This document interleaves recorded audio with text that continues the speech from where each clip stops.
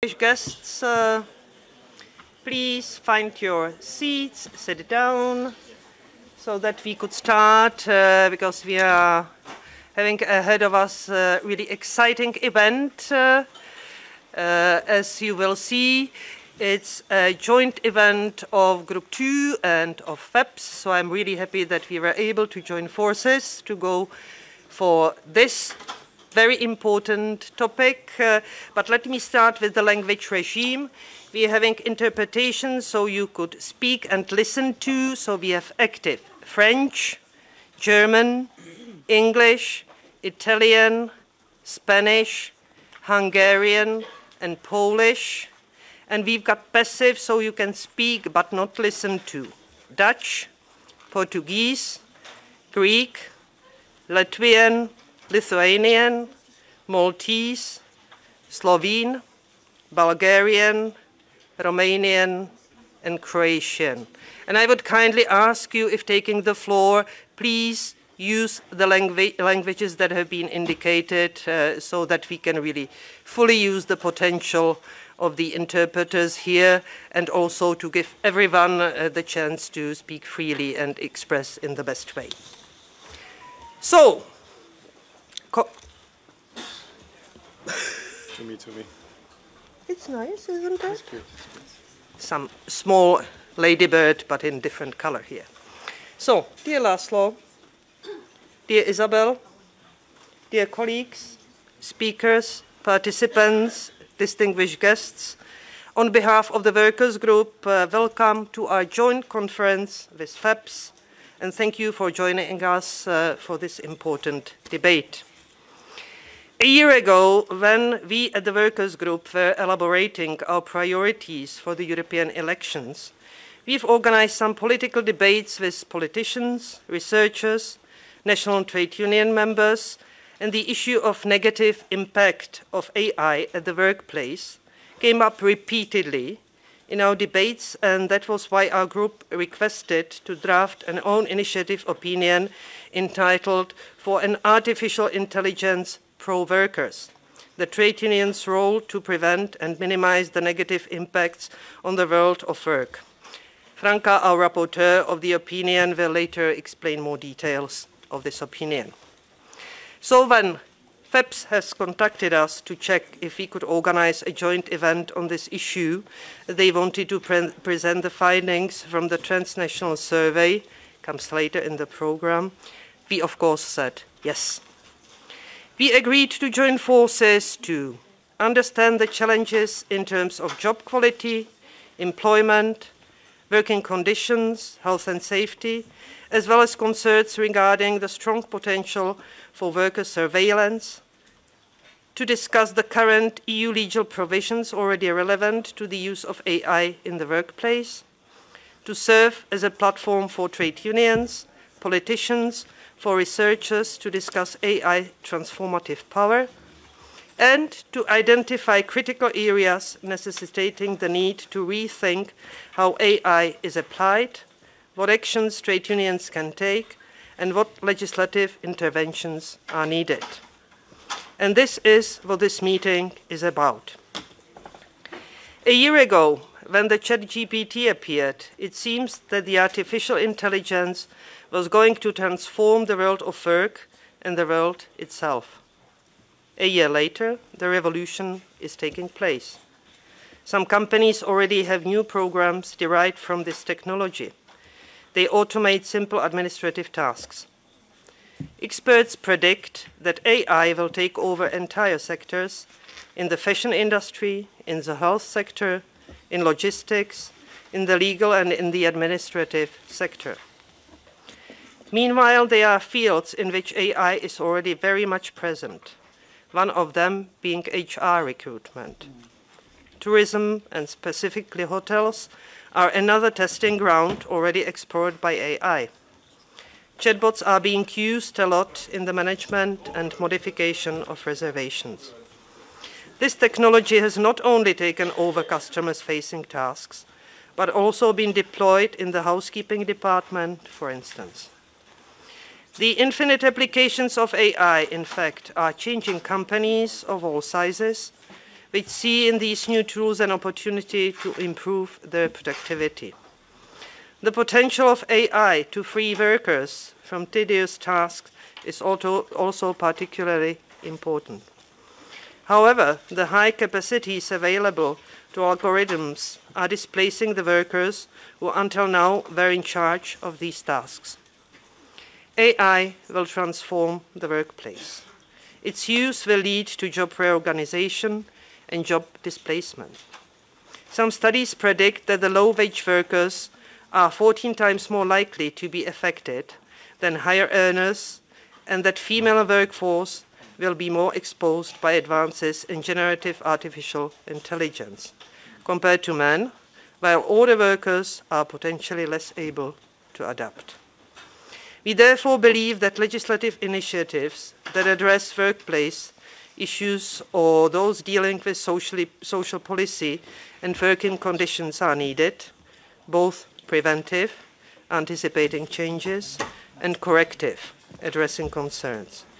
There is also room for complementary AI governance through social dialogue and collective bargaining. And trade unions have a unique role to play in creating work environments that are much more adapted to people, that the deployment of AI systems follow the human in control principle. This being said, immediately, Laszlo, the floor is yours. Yes.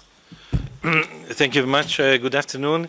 And on behalf of FEPS, the Foundation for European Progressive Studies, let me also welcome you all. It is a great pleasure, together with Lucy and Isabel, to open this event, which will eventually conclude with an intervention by the Commissioner for Jobs and Social Rights, Nicolas Schmit, and FEPS President Maria João Rodrigues. FEPS takes pride in this work on digital policy and the impact of algorithms on industrial relations, workplaces, and society in general.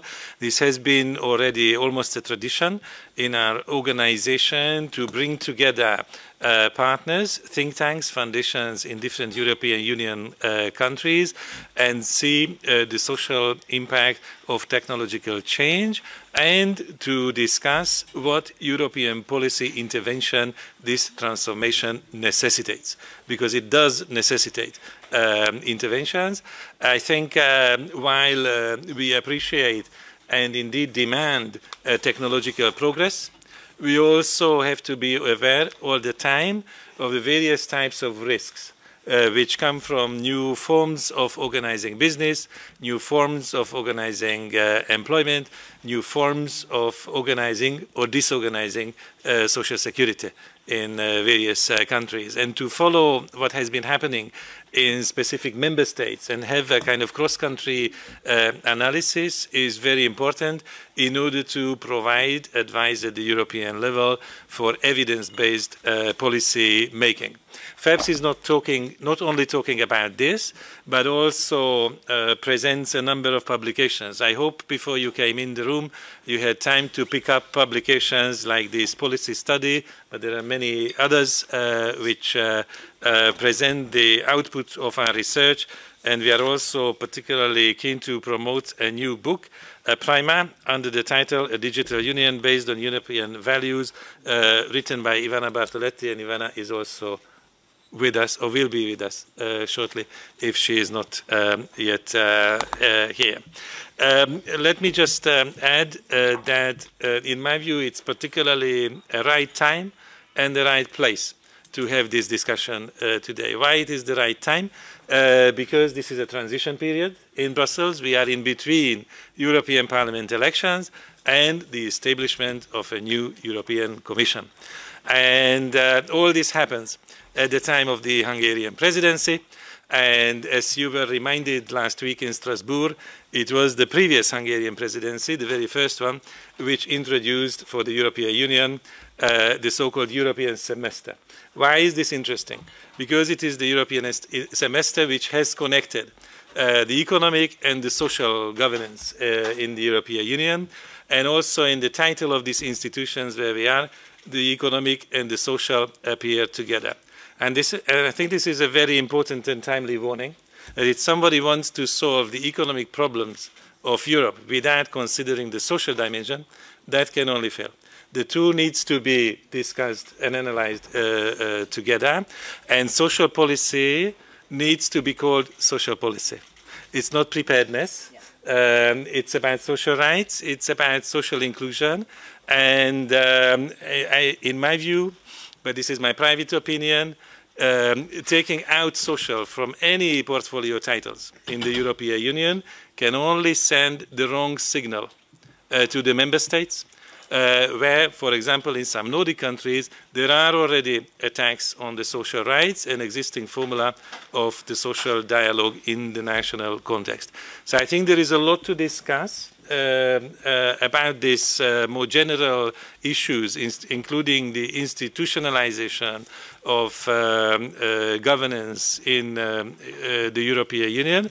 At the same time, we should not lose focus on the specific questions, because if the insight of the experts, which we welcome today, is discussed and shared, obviously this can provide a very useful and effective input to the policy-making cycle which is ahead of us. This is also one of the functions of FEPS. We are not only discussing, we are always happy to discuss, but at the same time we also have to channel the conclusions of this learning process to the progressive policy makers in this city. And hopefully there will be many, and they will listen to us.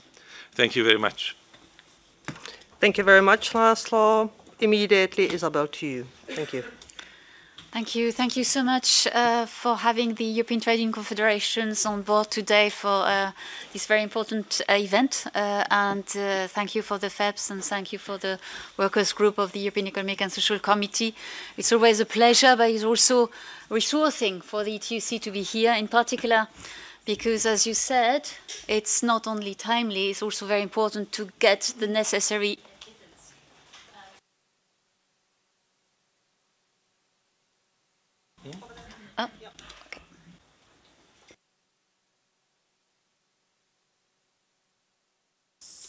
for the protections of workers. 3 times. I said it 3 times. Which is the most important thing in the world, of course, as you know, and for the ETUC, one of its core business. So timely, yes, because we have already achieved 2 milestones, and I would like to strengthen that. We have a platform work directive, which of course is looking at how best to protect those colleagues in the streets, for example, that are kidnapped by business model whereby the business model is based on algorithmic management that not only monitor, but of course assess and surveil disproportionately the workers and take away from those workers a protection, a necessary protection. And I would go even more, we were clearly in the situation of slavery, and we can't afford that in the European Union. We don't want to have that in the European Union, and I think we can't afford it if we want to be in line with the Treaty of the European Union. I just would like to recall that one, because I think it's one of the most important articles of this treaty, the Article 3, so one of the first ones. And the aim of the European Union is, of course, to facilitate and to move towards a social market economy. So the social is the first word. And it's part of a noun which is social market economy. And then comes the adjective, highly competitive. So it's not competitiveness first, and then the rest is a social market economy. It has to be highly competitive. And just to go on with this article, what for? It's for full employment. It's for social progress. It's for full employment.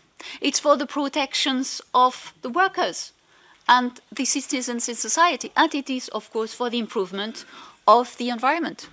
So all of that is what should trigger and be the compass for the European Union. And I think we are very on time for securing the protection for workers when it comes to artificial intelligence at the workplace. And this is what is missing from the AI Act.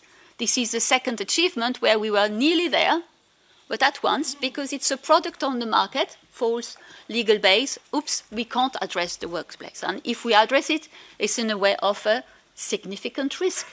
And here again, an additional obstacle for us to be able to protect the workers. So yes, we are timely here for discussing indeed the next steps. And of course, the next step is rightly put in the title. Is it about computer in common? No, it's about human in common. I think we have to be very clear about that.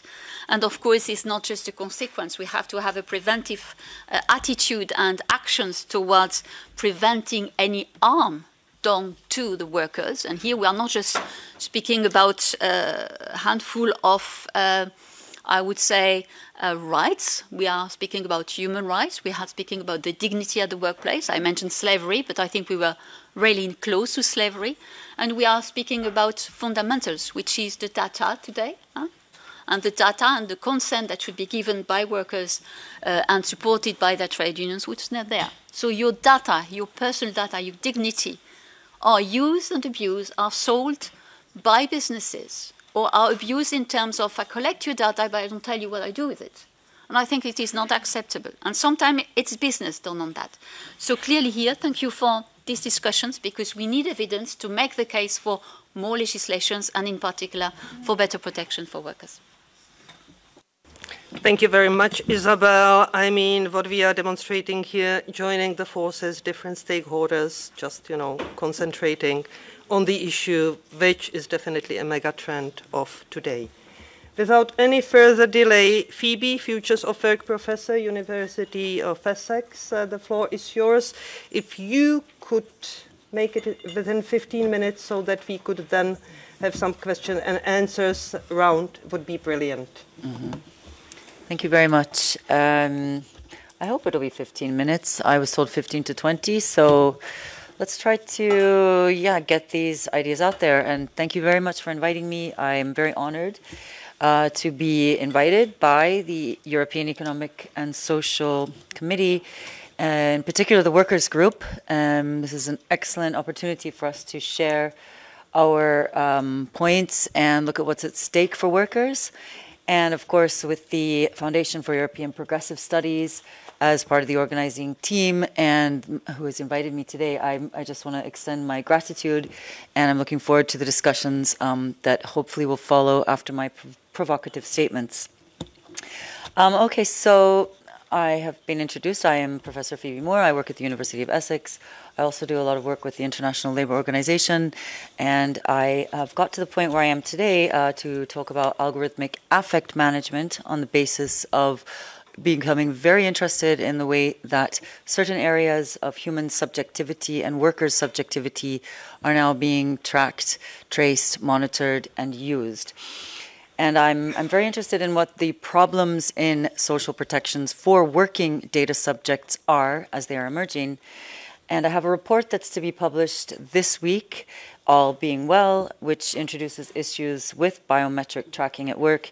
Again, with the incentive not just to look at biometric tracking for identification, as we understand maybe your home address or even somewhere you are with using GPS, but more than that, more tracking and monitoring than just your identification or where you are, but also what you are feeling and maybe in the future what you are thinking. So this we are finding problematic potentially. This will be published by the Institute for the Future of Work, and I will discuss some of the findings that we have from that. So I'll start with talking about the right to the subject, and then discuss the algorithmic affect management, and then tell you what we think in terms of rights for the left could be. Okay, now the COVID-19 pandemic, we don't really hear about that as much anymore, but actually it accelerated the rise of course, remote working, and this also can be paired with the rise in the use of management-led data gathering and usage. And one study found that bossware increased by threefold. And this is a study that was conducted in 2021, and this has not slowed down. A 2019 survey of 239 large corporations found that more than 50% of corporations were using some form of non-traditional monitoring, and this included analysis of the text of workers' emails, sometimes for the use of sentiment analysis, as it's called, to understand how they're working, how their workforce is feeling, as well as scrutiny of social media use, looking at the activities during meetings, and gathering other kinds of biometric data. We'll be familiar with these things now with the use of various types of platforms for both handling recording meetings and carrying out new things like even transcriptions. Now, the rationales that have been offered by companies for doing so have ranged from monitoring wellness and fitness to protecting trade secrets and cybersecurity reasons. The third being productivity optimization, and of course, safety and health being at the top of the agenda, which I fully support. But again, where do we find the nefarious usage? One example, in February just this year, 2024, in the UK, the ICO has actually ordered Serco Leisure to stop using biometric facial recognition technologies to monitor the attendance of their workers. This had been rolled in without full consent, of course. The UK not being subject to EU law in the same way as we once were means we can be a kind of a testing bed for what happens when the automatic supposed use of the harmonized functionality for EU instruments or the directives are at play. So what this means also is we need to really keep an eye on it, which we have been doing with the ICO, and particularly in these areas which I'm talking about as having a function to play for social relationality. Now, the other dystopian sounding project, which is Border Control, which you have been familiar with in 2022, and at this point, the EU was spending money on experimenting with kinds of automated systems that actually were trying to find out the emotions of people at the EU's borders. So again, this has a citizenship question, as well as a worker question, as well as a consumer question that we need to be asking. So what I'm arguing is it's the right to the subject that's at stake, or agency via personal subject formation outside of bilateral profiling. Okay, so this is the data coming out of our report. So what we looked at here is we had 380 worker respondents who've experienced some kind of algorithmic affect management. And I think you can understand affect having to do with emotion recognition and other kinds of biometric, more invasive forms. So this went from 2022 to 2023. And what we found were the trends in techno-stress. So actually nearly 40% of the workers who've reported experiencing the adoption of these technologies were collecting things to do with their fatigue, supposedly, or other forms of something physiological, as well as the emotional side. And across all three factors of health, safety, and well-being, the majority of survey respondents did not agree that AAM, as we call it, algorithmic affect management, has had any kind of positive psychosocial impact. And across each question, around 45% of the respondents disagreed that such technologies positively impacted their health, safety, and their well-being, and less than 10% agreed that it has a positive impact. So again, we're getting empirical data here. The tools that are discussed, this is going to be quite a useful potential report. I think so too. I think it'll be a useful report because we've also got a range of product surveys. And given right now with the AI Act in force by next August, any of the technologies that are trying to do this kind of investigation or this kind of tracking will need to go to a simulated testing environment. So the sandboxes should be implemented by next August. And once again, the UK not automatically being subject to this. Nonetheless, we already have a sandbox that we are discussing, which we're offering to companies who'd like to have analysis of their tools. So that's going to be really interesting in terms of the regulative sandbox, but we've got a whole range of these here, and I think this also helps us to defend our point that this is not really going anywhere, and companies are very interested in using these kinds of technologies. Okay, so just to give you an idea also of what the technologies are intending to do, I've already mentioned the monitoring emotions, but for example, Karen Livy has done some work on this as well, whereby there's been a lot of the trialing in this arena for in logistics for truck drivers to understand the physical and mental health of drivers. So again, there's some really strong potential for positive usage, and even within the AI Act, this is the rationale that can be used for lawfulness if a product is intended for release into the market. So you've got mindful meetings, so this is intended to intercept. When a video meeting link is made available, the link inquires the kind of meditation a meeting attendee would like to do for 2 minutes before entering the meeting. So this could be very nice for entering a meeting after some mindfulness. So again, this could be quite positive for psychosocial and mental health for workers. And there's also sentiment analysis. We've already started to talk about that a little bit. There's data scraping that is already being carried out, which has been proselytized as really a good functionality for employers to identify, using the back end, their emotional state of their working environment. Okay, let's get a little philosophical now. What's at stake? Who are you? This is hard enough to determine without the constant nudges, notifications, and experiences that you are having at a daily basis.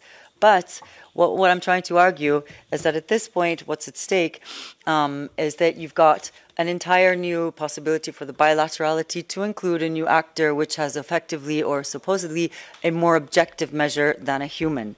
And this could create tension, particularly when there's not really the right to consent, which I'm arguing. So if we are talking from the Gramscian point of coercion plus consent, where we may have had a hegemony in a liberal society, where we may have understood that some privacy was still our right, now I'm arguing consent is almost impossible to achieve. So what does that mean? We're having coercion and not consent, which is actually on the way to domination. And if we're talking about this in terms of a working environment, this is really what's at stake, is the democratic potential for workers to have any say in what happens next. So the argument also, can you really bring your authentic self to work? We already were wondering this. Meta has put this out several times. You really can be yourself at work. This is encouraged. Botansky and Chiapello talked about the projects. This was part of a whole new agenda around the positive dimensions to work.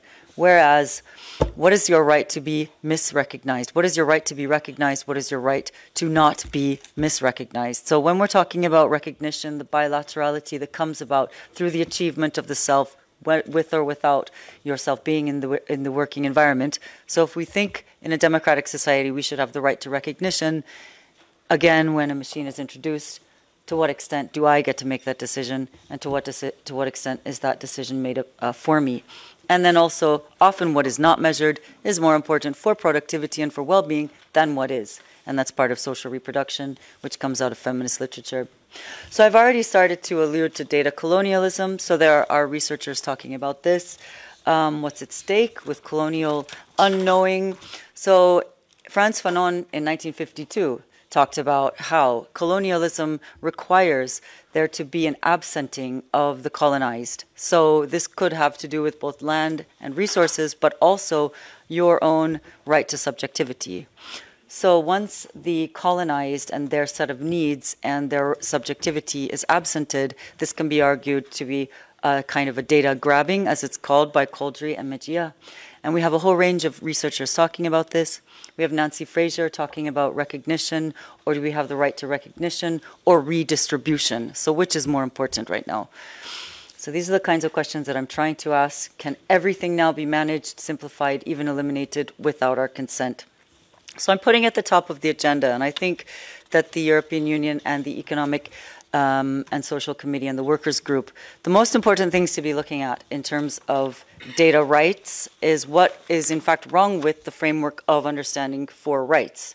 And this could have to do with the placing of emphasis on the victim rather than actually creating a situation of questioning for abuse of power, for accountability. So why is it that workers are entering the employment relationship without a meaningful opportunity for consent? Nor do they have a meaningful opportunity for refusal, right? So these are the kinds of things we need to actually ask questions about. There's a kind of a privatization of the concept of consent itself, because where data is property, as is written into law, so if just because I have access to my data, is it my property? Do I have actually the right to do anything with it? So there's a very clear possibility for victimization. And this all feeds back into the worker in that working environment, in the working relationship, in the employment relationship, where even where you are granted property rights, supposedly, these are not understood as being part of a community. There's a high extent of individualization, where working data subjects can also only access rights if they already have, let's say, citizen rights. So there's an assumption of an existing canon of rights for a data subject who is a working data subject for their capacity and their competences to enter a situation of access to their own rights. It's easier to control an individual than it is to control a group. I don't have to convince the workers group that, but individualization clearly is a threat for social protection in the working environment, given data extraction is on the rise, and potentially we can call this hyper extraction, given what I talked about, which can also be compared in terms of a digital transition to a green transition. And this is the kind of work that I'm doing right now, is to make these equivalences, to say we are experiencing methodologically forms of hyper colonialism, hyper extraction of data, where in fact big tech is actually regulating the world around themselves. They are not subject to regulation, except for after having gone through a lot of different rounds of investigation. And the truth. Microphone. Being enough?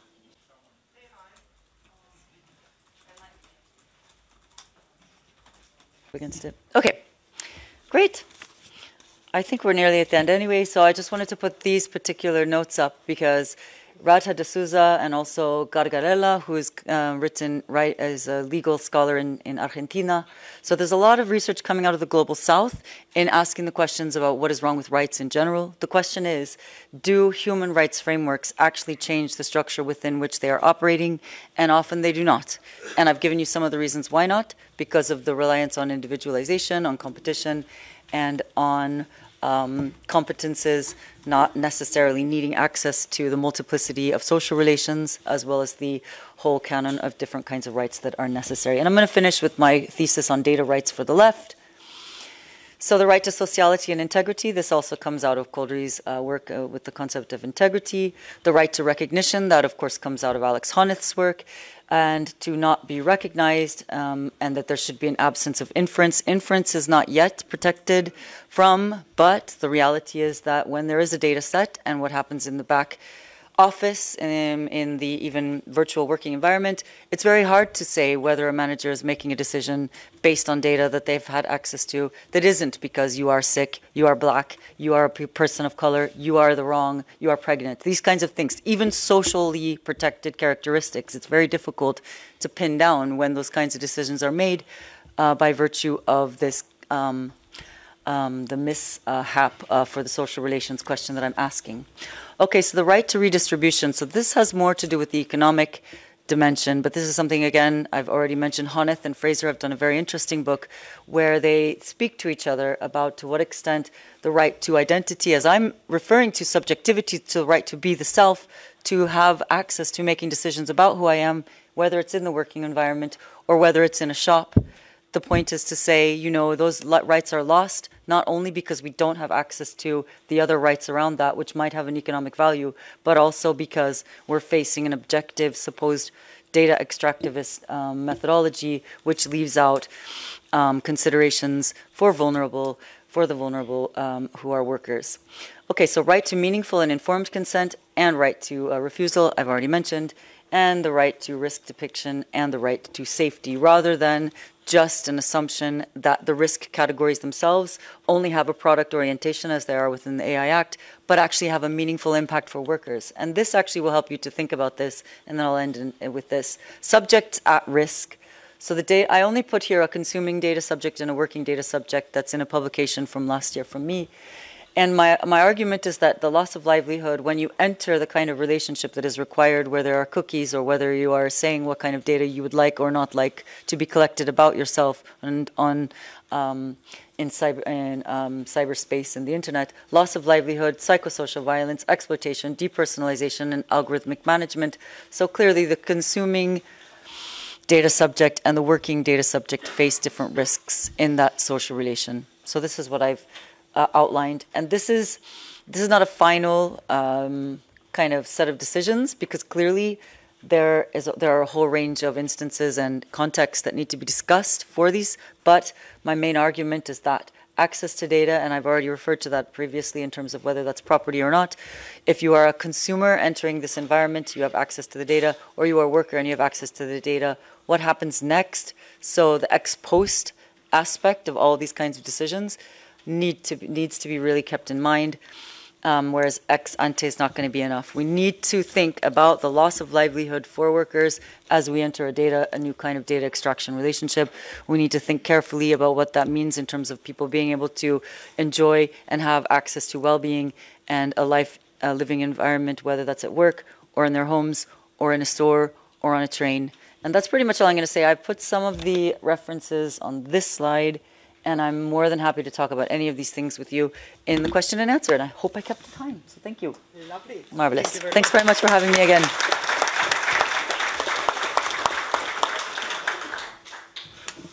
Thank you very much, Phoebe, for this really extremely inspiring and rather, I would say, opening still, you know, the new boxes of unknown, unexpected things to do.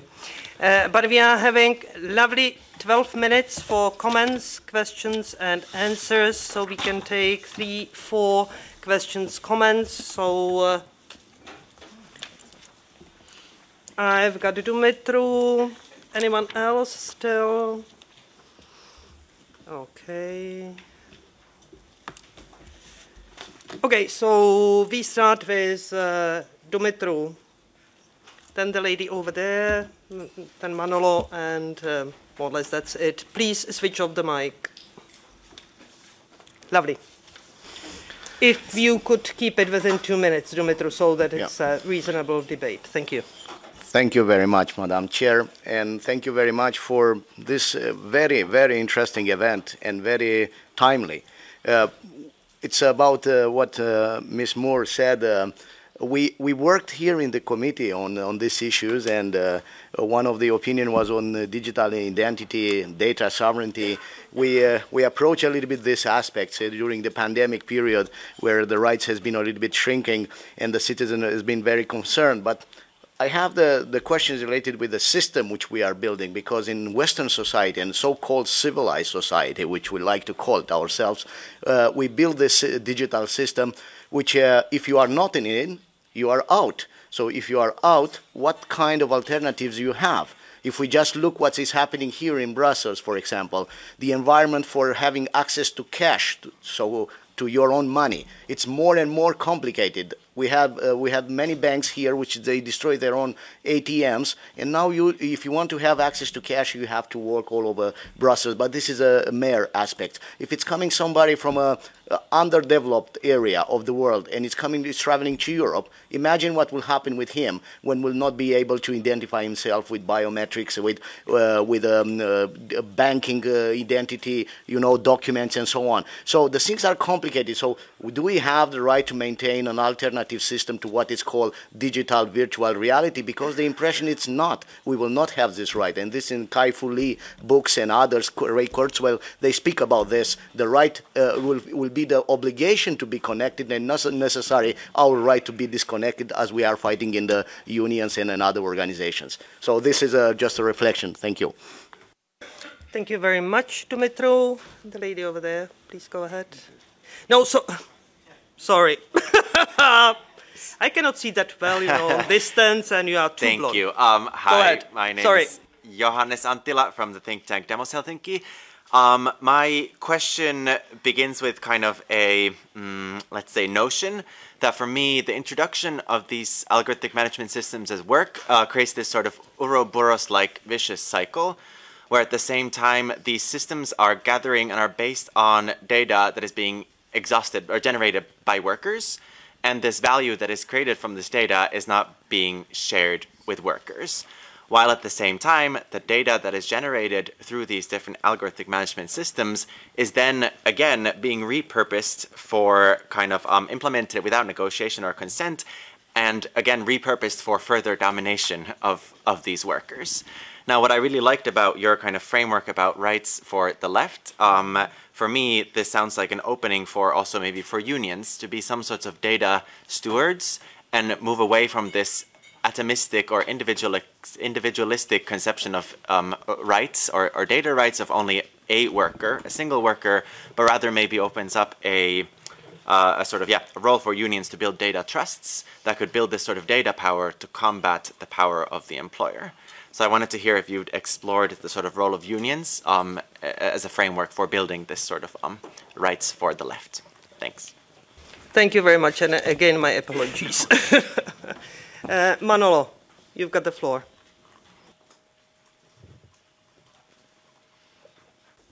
Sí, muchas gracias.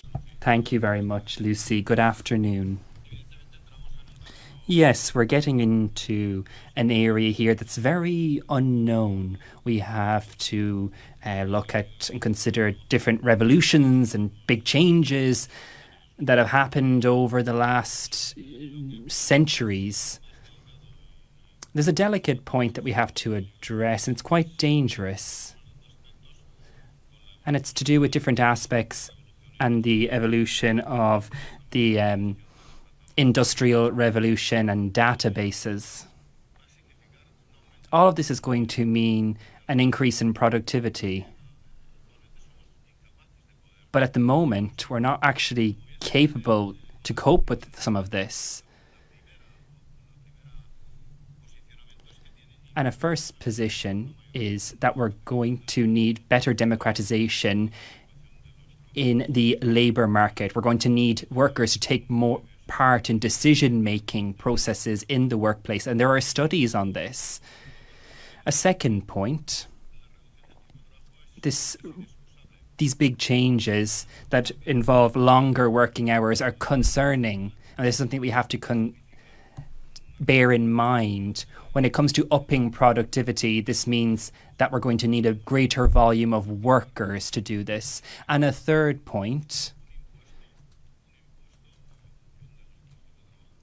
this is to do with jobs and positions and people's well-being. Well-being needs to be ensured as part of this new model. It needs to be socially acceptable whilst remaining productive and competitive. This is a complicated landscape that we're considering for workers. Workers are not disposable, and they shouldn't be. When it comes to collective decisions, they're not often included, and that's not right. I don't want to be depressing, but these are points I feel that we have to address. Thank you very much. Thank you very much, Manolo. And there was still last question over there, the gentleman. Please go ahead. Thank you. I have a question for Professor Moore. I think that when I've seen the slides, there is a kind of implicit assumption that the data is in hands of platforms, which is the reality, and then we discuss whether what we can do with this data, which is, I don't know, Facebook, Booking, Comment, and other platforms. But the question is, have you ever considered another approach when instead of discussing what do we do with data which we already gave to all these platforms, instead of that, to return data from platforms to people? That's idea from probably expressed by Tim Berners-Lee, the author of the web technology. And if people have data in their hands in the first place, and then we don't have any discussions about do we own data, we just own, and then we don't allow different platforms to handle the data. So the change of the whole structure probably will lead to completely different discussions. And it's not a theory, it's already developed by European Data Space Project and the Tim Berners-Lee project. So we do see developments where we aim to change the structure where platforms have data. So probably instead of discussing the current situation, we may start discussing what we can do if we change the whole setup. Thank you very much. Interesting comments and questions. So 4 minutes for you. Yeah, no problem. That's good. Oh, it's working. Okay, cool. Well, those are really important and interesting questions. Thank you very much for posing those. And they give me a really good chance to also discuss a bit more in terms of my views, particularly on consent, which, of course, within GDPR is the first criteria for lawfulness. And it's become pretty well known, and the EDPB, Data Protection Board, has, of course, had to come back on a lot of these things, too, and has actually said, you know, it may just simply be the case that workers cannot meaningfully consent to data being collected about them, which, in my view, means that we are discriminating. We are treating workers unfairly based on the fact that one of those criteria cannot be used to defend themselves, as it were. So, you know, consent and is a really big one in terms of social relationality. So, you've pointed out data literacy and the lack of this, as it were. But on the converse from that is some people may not want data literacy. And I think we're getting to this point socially and also within the working environment that people are saying, this looked like some kind of panacea or some kind of transformative. And I think the transformative potential is there. But it's getting to the point of that obstacle around what can be refused is becoming increasingly important. And that will take democratic spirit, that will take organizing, that will take people in unions, in works councils, of course, where co-determination is part of the framework of data, in fact, literate stewards, shop stewards who can, first of all, put the pressure there for data trust, for access to the data, and meaningfully interpret it and meaningfully use it in collective bargaining and for usage. So I'm arguing for trained data stewards, so digitally literate technical experts on every single governing board, on with worker orientation. And this is the kind of thing I think we should be arguing for, because it really will matter for negotiation purposes. So that just because they even if there is access, what can you do with it? And this needs to be interpreted into and operationalized into something useful for defensive workers. Your question around data platforms, your questions around productivity, democratization. We haven't really talked about automation, but that's clearly an issue. How can we channel automation into ways that does actually replace the work that is tedious, that is not healthy psychosocially or physically for workers? Do we need more exoskeletons in factories? So that's the kind of automation that I'm defending. But if what we're talking about is returning data from the platforms to people as a kind of one of the ways of making these frameworks better, I mean, I don't link that automatically with automation, but what I would say is I really appreciate your support in talking about these things as having, we need to get a grip on the democratic potential for the future discussions around these things. Where is the social dialogue, and where is our co-education sphere for carrying these things out?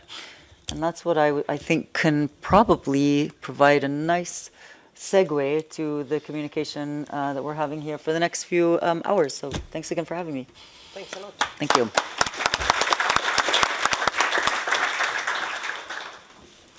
Thanks a lot. It has been a brilliant opening of minds as well for all of us. So I would kindly ask ourselves, with the exception of David and Isabel, to leave this table, and kindly ask Cinzia, Ignacio, Yolanda, Franca, Magnus, Nicola and Max to come up here to the podium so that we can proceed. And I'm passing over to David for moderating the next part of our agenda. Thank you very much.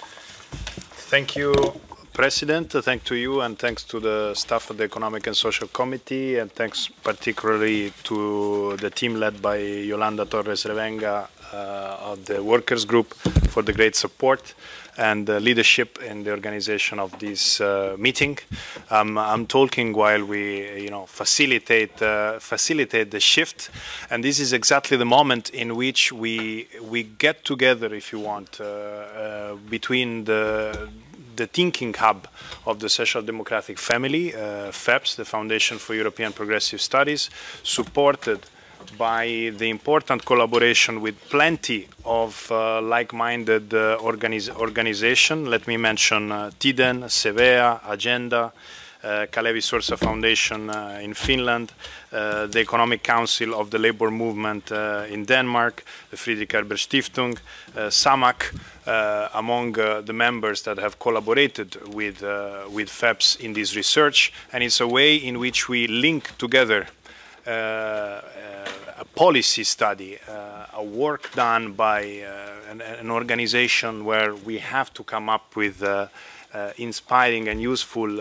work, to the real political work done by the committee here and done by the trade unions, in which you are consulting and pushing our union to go in the right direction. So they have been already partly introduced, but let me do it even more formally, and in a way in which I take pride for being with you all in this great panel. To my left, Franca Salis Madinier is not only the vice president of the workers group and also the national secretary of the French Democratic Confederation of Labour, but you are also the rapporteur on the Economic and Social Committee opinion on algorithmic management, and we will hear from you where is the politics of the opinion going and what we can reach. To her left, I'm very happy to have Magnus Thoren Jensen from Sevea, based in Copenhagen. Has been the lead researchers of the FEPS and the Nordic Partners digital program, and he will kick off this discussion with a presentation.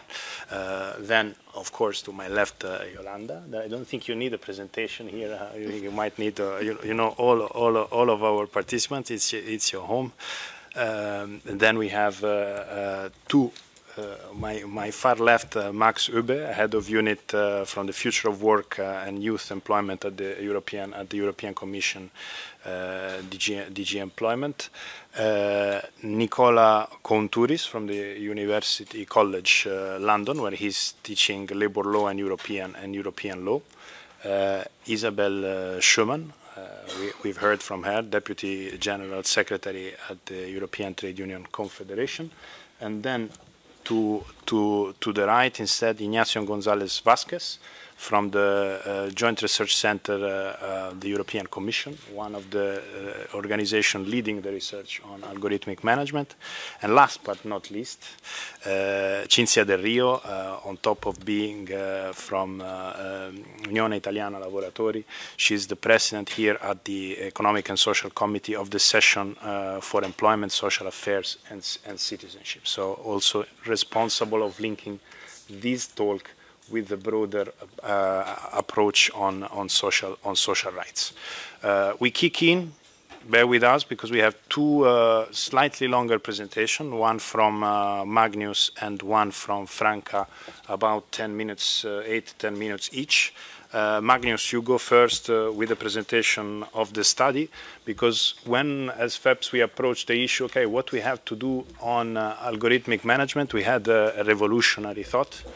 Our thought was, let's ask workers. So part of our study is literally, okay, dear worker, what is your perception of algorithmic management? And we have now the results to show to you.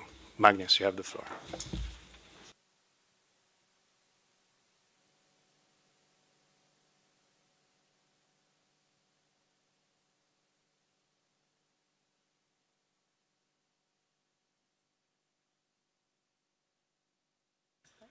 That's better.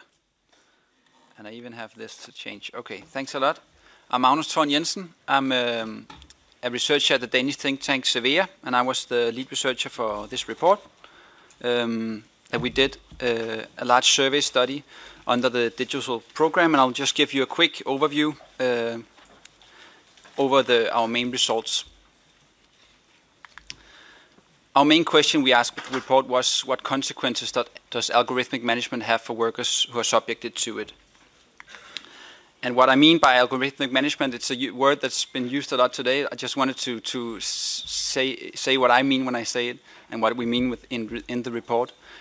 It is when tasks and functions that are traditionally performed by human managers are instead carried out by a computer system. So it's a quite broad definition that we are working with. It's a survey among union members in Sweden, Norway, Finland, and Denmark.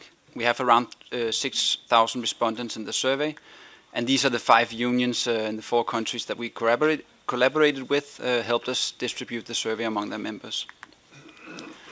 And we had 2 main target groups. We targeted the survey for warehouse workers and customer service telemarketing workers. And we examined 8 different forms of algorithmic management. That is 8 different tasks or functions that could potentially be performed by a computer instead of a human being. The first one is task allocation. Is there a computer deciding which tasks each employee should handle? And we are asking these questions for all the respondents in the survey, and they had the opportunity to say that they know this is happening, or at least think that is happening at their workplace. I'll just go quickly through them without stopping too much up with the numbers. The next one was shift scheduling. Is there a computer deciding who works when? And these are the shares that know or thinks knows or thinks that it takes place at their workplace. The third one was tracking, automatic tracking of working time. Is there a computer tracking when the workers are working and when they're taking breaks automatically? 40%. Is there a computer tracking the location, the whereabouts of the workers? 27% said that was the case at their workplace. And we take the next 4, just to give you an idea what we included in the study when we say algorithmic management first. Monitoring computer activity. Is there a computer monitoring the screens of the workers? Maybe as an example, looking at what websites they're visiting. Is there a computer monitoring the work speed, how fast they work? Is there a computer monitoring and evaluating the performance, the quality of the work? And lastly, is there a leaderboard in place at the workplace that compares the performance of the employees? So we had these 8 different forms of algorithmic management, and this is our main explanatory variable. We gathered all of these 8 into one index, measuring the degree of algorithmic management taking place at each respondent's workplace. And as you can see, the numbers are quite high. And that was actually the part of the strategy to aim the survey at these 2 target groups, warehouse workers and customer service telemarketing workers, in order to have a substantial amount of algorithmic management to analyze on, because we wanted to see what the consequences is of this algorithmic management. That was the main purpose of the study. So we had this index going from 0 to 1. 0 means no algorithmic management at all, and 1 means that they are exposed to every one of these 8 different forms of algorithmic management. And we saw what consequences it had. And we looked at the literature on algorithmic management, and there is a long list of different potential consequences that is proposed in the previous literature, and most of it is case studies, and there's nothing wrong with case studies, but it's not very good at saying something about systematic consequences. So we wanted to take some of the consequences that were mentioned the most and examine them more systematically in this survey study. The first one was the degree of autonomy. And I just have a simple illustration because of the lack of time we have here. But we found a very significant, highly significant, and quite strong negative effect on the degree of autonomy. So the more algorithmic management the workers experience in their work, the lesser the degree of autonomy they feel. The next one was trust between management and employees. We found a strong negative effect, highly significant as well. The third one was job satisfaction and motivation. Another negative effect. We saw that workers exposed to a lot of algorithmic management were less satisfied with their job and were less motivated. The fourth was workload. Here we saw a strong decrease associated with algorithmic management. Workers exposed to a lot of algorithmic management felt more busy, felt a higher burden, a higher workload. We also saw that it was associated with a higher level of stress among the workers exposed to a lot of algorithmic management. And the last consequence was a higher level of job insecurity. And all of these effects are quite substantial and highly significant. And I just want to address that, of course, we have to mention that it's difficult to be completely sure about the causality in these kinds of studies. We did control for a number of possible confounders, a number of control variables, but we cannot make sure that there's not some unobserved heterogeneity. It could be that, for instance, the kind of companies that implement a lot of algorithmic management are also the kind of companies that had bad working environments in the first place. But I think we get a long way with this study, and it's quite clear evidence that at least there's a strong correlation. It's easy to get a bit pessimistic about the prospects of algorithmic management with these results, but there's also reason to be optimistic, because we looked also at possible moderators. Is there differences in the effects if we look at different contexts? And we found that there is. If we look at companies with a high and low level of employee influence respectively, the effects differ substantially. So we split the sample in two, roughly said, and if we look at the companies with the low level of employee influence, we saw all of these negative adverse consequences, even stronger than the ones I presented before.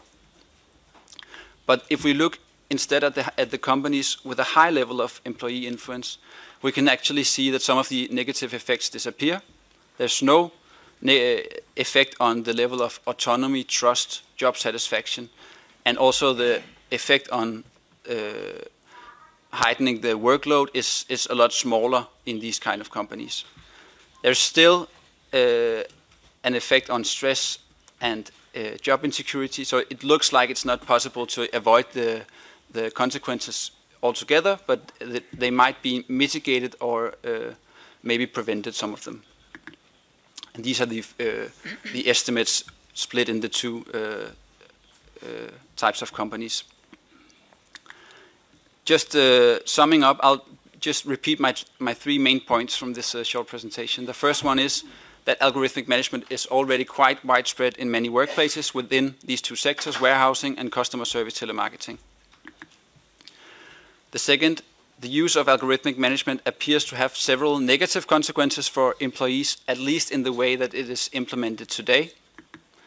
And the third one, the positive one, is that high employee involvement and actually also transparency in management decisions can prevent or mitigate some of these consequences. Thank you.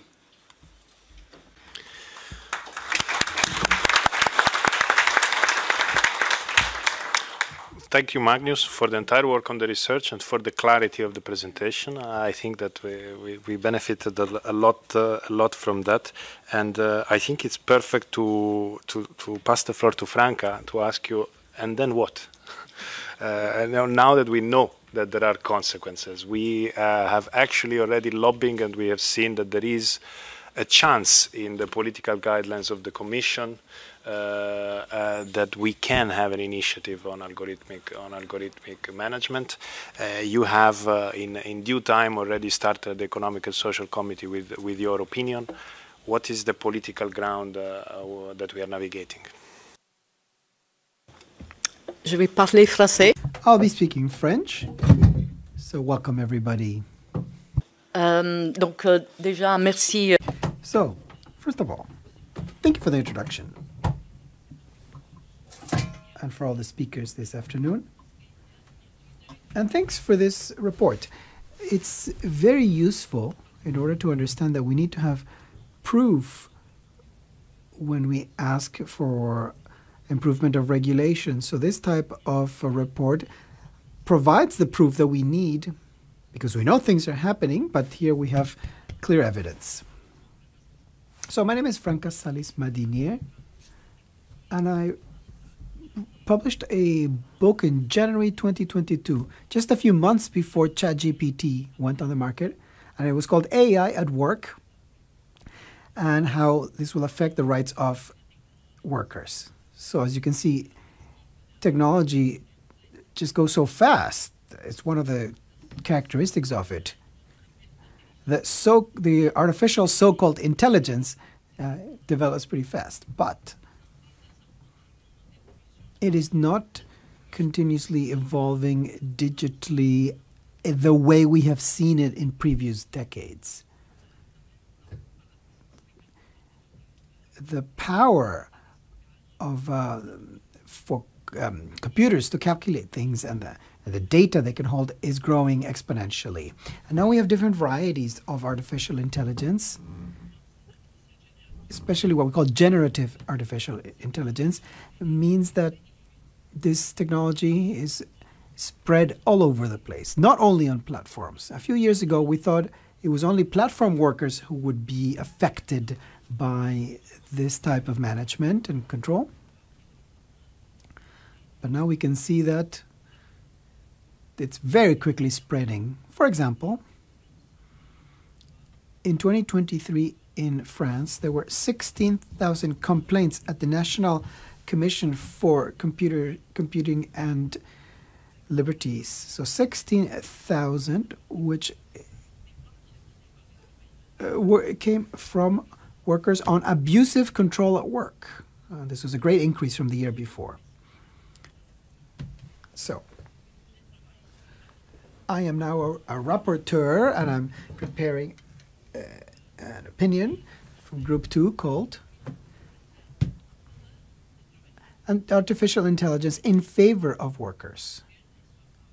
So how do we make sure that it doesn't have the risks that it could have? And however, it should also bring some opportunities. We can't deny that. And how can we regulate all of this? Now, I mention all this because this technology, like all technology, has two faces. It's very interesting and useful, but it also has some risks, some old and some new. For example, inequality. Artificial intelligence has increased inequalities over the past 2 decades between people with more and less qualifications, and it's led to a salary gap, a gap in the status of employees. Generative artificial intelligence could be an opportunity to bridge that gap and to help less qualified workers. So we're not against this technology, but why is AI introduced in a company? Its goal is key. I can introduce AI in a bank in order to fire people. I can introduce AI in a bank in order to increase the quality of work of my employees, those who meet people and need to have personal links with people. So it's not deterministic. The effects depend on how we negotiate its use and the goals of these technologies when they're introduced.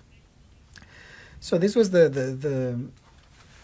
is one of the first premises of the work that I'm working on, the opinion I'm working on.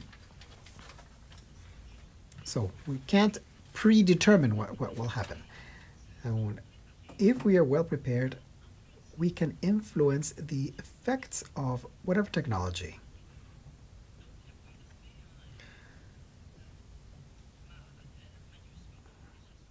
Magnus here spoke about autonomy, surveillance, automatic decisions, and all of this is not neutral, it's not deterministic, but we need to be able to say, all right, we're introducing this technology, now let's talk about it, let's negotiate, but what is the goal? Why are we introducing it? What will the impact be on men, women, seniors, young people? We need a real discussion, and we need to have social dialogue. Now, is social dialogue enough?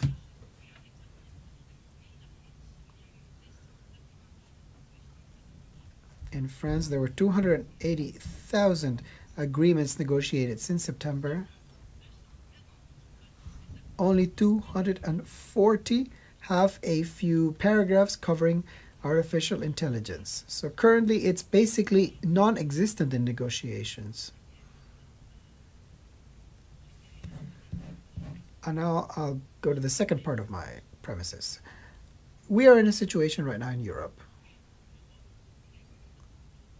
where Europe over-regulates. And because of this over-regulation, we are falling behind China and the United States. So the question arises, is regulation the main cause for the fact that Europe is falling behind China and the United States? And I think the answer is no from my side. Yes, we need to invest more. The Draghi report mentions the fact that Europe doesn't invest enough, and that American companies, for example, such as Google and others, simply can't be overtaken by Europe. Europe needs to focus on market segments where it can do well, but we can't catch up with the big names. Now, why am I bringing this up? We have a lot of regulation today, and I think that we should not just regulate for regulation's sake. Instead, we need to see what do we have in Europe. Is regulation pertinent in order to overcome challenges, the new challenges that arise from this technology?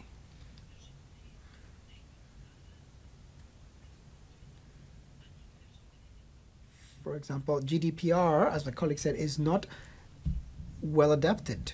It wasn't created for the working world. Some parts of it can be applied, but not all. A worker that has been hired and whose employer says, can I collect your data, all your data at work? Is the employee in a situation where he or she can say, no, I don't authorize you, I want full control over my data? It's not an even playing scale. So these asymmetries do not allow for free consent. In fact, we don't even ask for consent for the use of people's data.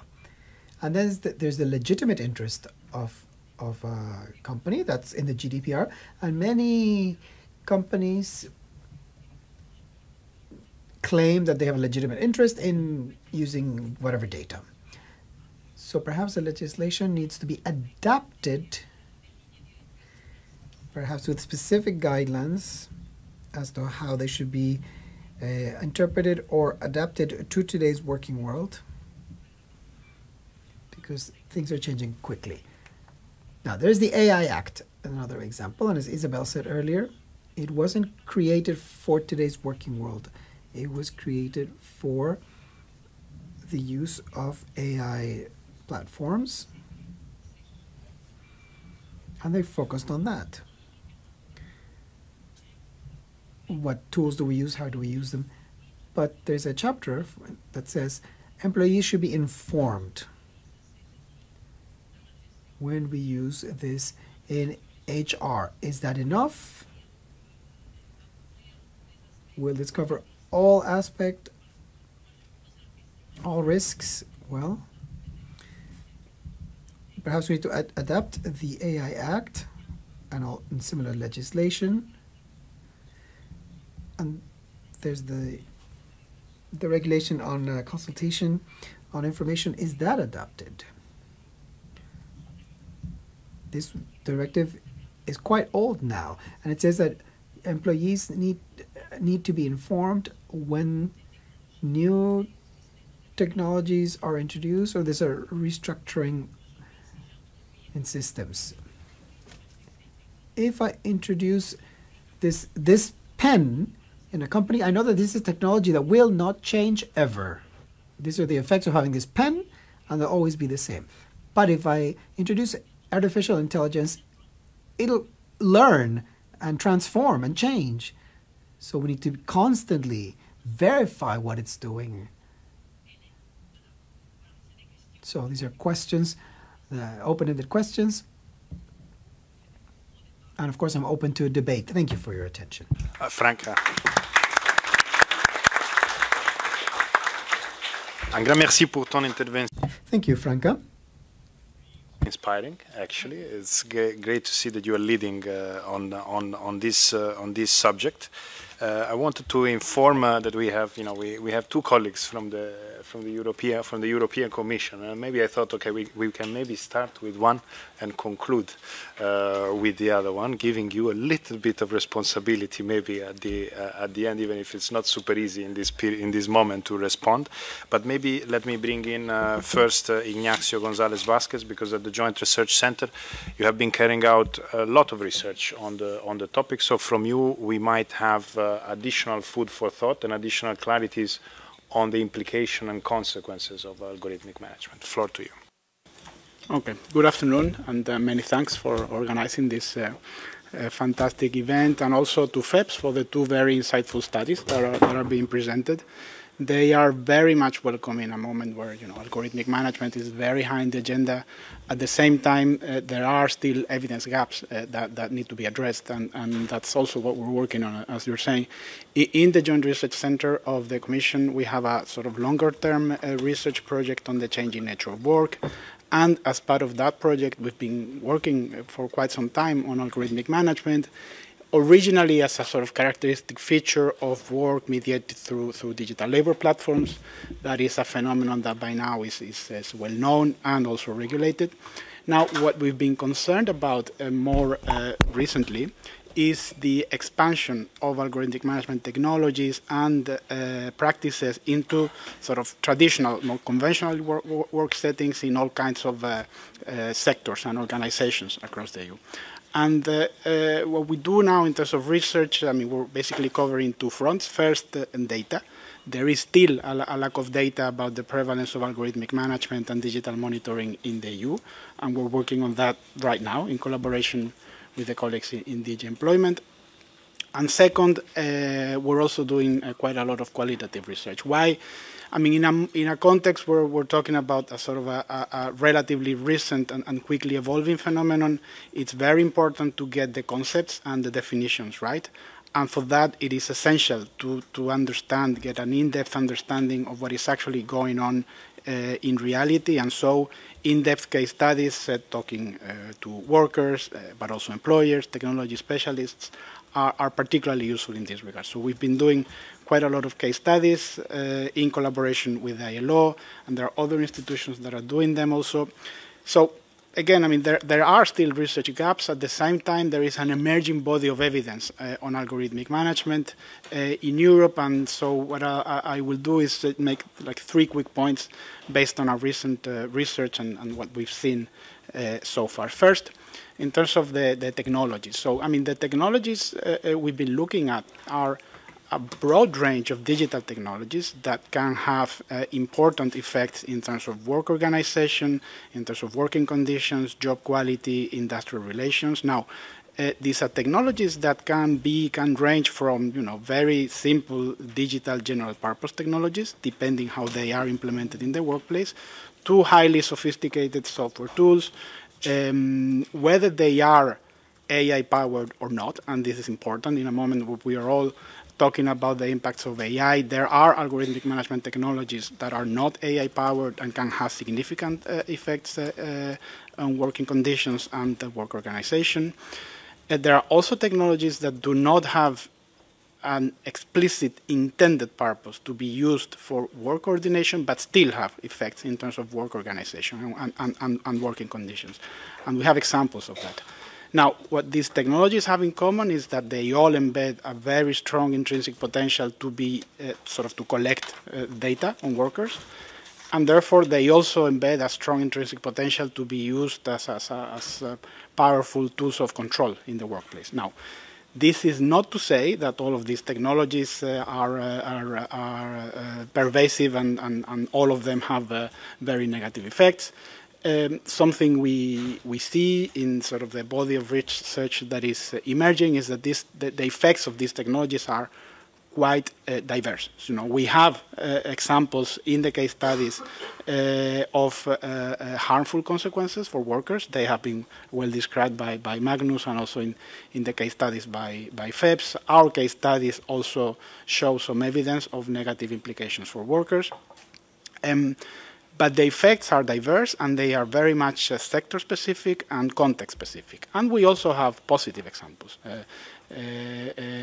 Some of the case studies we did in the healthcare sector in France, for example, I mean, those are examples that there is scope for win-win solutions for employers and workers where technologies can be introduced and can have positive effects in terms of work organization without negative consequences for workers and even positive consequences for workers. This is possible. And so the question, and this would be my third point, is how do we make this happen? An argument that we usually make, a sort of cross-cutting sort of finding from all of our research on digitalization in the workplace is that the impact of technical change on work and employment is strongly mediated by labor market institutions. Well, we think this is the case too, in the case of these technologies. Clearly, I mean, there is a role for regulation to play. One of the sort of most striking findings of our recent study with the ILO, which covered countries in the EU, France and Italy, and outside the EU, India and South Africa, was the very striking contrast between the findings between global north and global south. And this tells you something about the different labor standards in Europe with respect to these countries. This is not to say that regulation in Europe is perfect, but the fact that we uphold higher labor standards here than in India and South Africa makes a big difference, and we see that very clearly in our study. And another thing we also see, and there are examples of this, is, as Magnus was saying before, where there is scope for worker involvement in the design and the implementation of these technologies, where there is a process of co-determination, where collective bargaining plays a role, it is clear that the negative effects can be mitigated and perhaps even eliminated. So I stop there for the moment. Thank you. Thanks a lot, and I look instead to my left to Professor Kontouris from the UCL London, particularly maybe because we can explore microphone, please. At the theoretical level to look at human in control. What's there? What we have to do to get there? Thank you very much. Thank you very much for inviting me to such an interesting event with such a provocative title. And I think one can only embrace that provocation and say, obviously, the answer to that, the antidote to the very dystopian vision of a computer in command is indeed the human in command principle in our sector. It would be the worker in command principle. So I'll share with you some ideas about worker in command. These are ideas that I'm developing with a colleague, Valerio De Stefano, at the moment. I mean, it's no longer just a theoretical or an academic concept, the human or worker in command concept. We're seeing it emerging, popping up more and more in regulatory instruments. It's not just something we talk about in conferences. You can find some references to the principle in Article 14 of the AI Act that's already been mentioned. It actually speaks about human oversight, but talks about high-risk AI systems having to be provided to the deployer with this famous the stop button, the regulation says, of sorts. You can find it, of course, in the machinery directive. Actually, that's technically, of course, it's a technical instrument. It's much more sophisticated. There's Annex 3, Article 2, control systems, a long list. But, of course, it only applies to the machinery that is covered by the machinery directive. And, of course, you can now find it in the platform work directive, which, of course, only applies to platform work and algorithmic management through a platform. So we could be tempted and say, well, there's an easy solution here. Let's put everything into a blender and find the missing space, which is work at large, and we have human in control at work, workers in control. Now, as important, I think, as this principle is, I think it's perhaps fair to start by recognizing that in many ways workers have been losing control of the workplaces for a long time. Okay, and this is true of old analog workplaces, more contemporary, computer-based places, and it's very unlikely that we will automatically just simply like this gain control of AI-supported workplaces that will emerge, that are emerging. So perhaps it might be more useful, instead of just exploring worker in control, worker in command in the abstract, to think about the conditions of possibility for this principle to operate effectively. And I think if we think along those lines, we can identify at least 5 preconditions for the worker in command principle to apply in practice, to work, to be a workable principle. The first one is, of course, the technological precondition. Simply put, the technology must be in itself overridable. I think this is easier said than done. It's not about having a stop button. It's more complex. Perhaps we can talk about this. I think the machinery directive is useful in many respects, but even that, it's about when you can stop the button. So secondly, there is, and I think this came up very clearly from your survey, there is a nosological precondition. Workers must have the knowledge that these systems operate, and some may actually also need to acquire the knowledge about how these systems operate, and they also need to have the knowledge to override them. Again, this is easier said than done.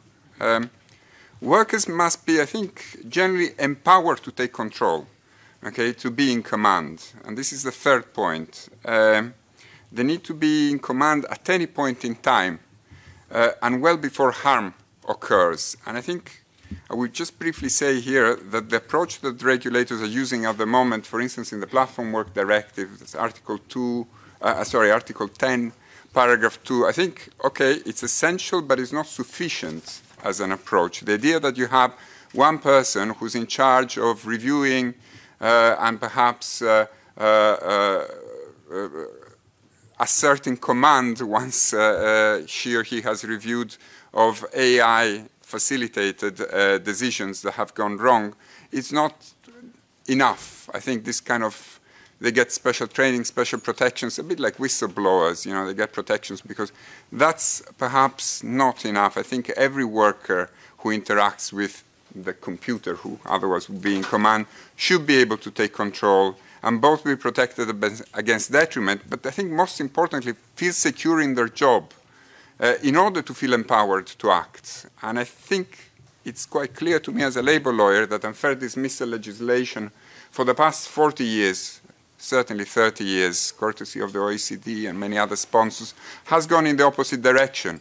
We cannot simply give job security to those who are supposed to exercise the command over the algorithm. It has to be shared. It has to be a diffuse sense of security and empowerment. Fourth, there needs to be collective empowerment. I mean, I was really shocked by the statistics that you spoke about. I knew it was bad. I hadn't realized it was that bad. There's evidence in the literature that collective actors, not just trade unions, employers as well, are really struggling to ascertain collective action in this domain. Encouraging steps in the Platform Work Directive, the latest draft, really promotes collective bargaining much more than the previous drafts, but it's not enough just to put it there in legislation. And finally, the role of public authorities. I think there's much more to do for public authorities in terms of remedies, supervision, sanctions, effective sanctions, dissuasive sanctions. Allow me to conclude by saying that, you know, even though I think there are quite a few preconditions for the human and worker in command approach to work, it's important to stay focused on those preconditions and on the principle itself. We are just 2 weeks away from the 6th anniversary of the very tragic flight that took off from Jakarta airport 6 years ago in 2 weeks. And after 11 minutes, the Boeing 737 MAX just fell into the sea. Everyone died. And we know from the inquiry that during those 11 minutes, there was a real battle between the pilot and the machine. The machine was forcing the flight to nosedive because he thought he was stalling, and he had an automated anti-stalling device that, in order to avoid the stall, would nosedive. The pilot was pulling up. It happened 24 times until, of course, the machine won. So, as imperfect as the human in command principle may be, the alternative, machine in command, is unacceptable. But, I think this is really my final comment, we should not think about human in command and machine in command as being black and white. The reality is that technologies and humans will be interacting and are interacting within the workplace along this spectrum between machine in command and human in command, but through a number of multiple different levels of collaboration. And I think for a directive to be effective, we'll have to be able to resolve those types of interactions, bearing in mind the two abstract possibilities. And that's a big challenge, but that's a challenge ahead of us. Thanks a lot, Professor Kontouris.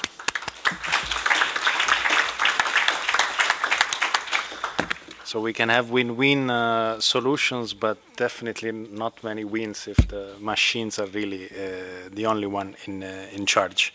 And I look at my right to President Del Rio.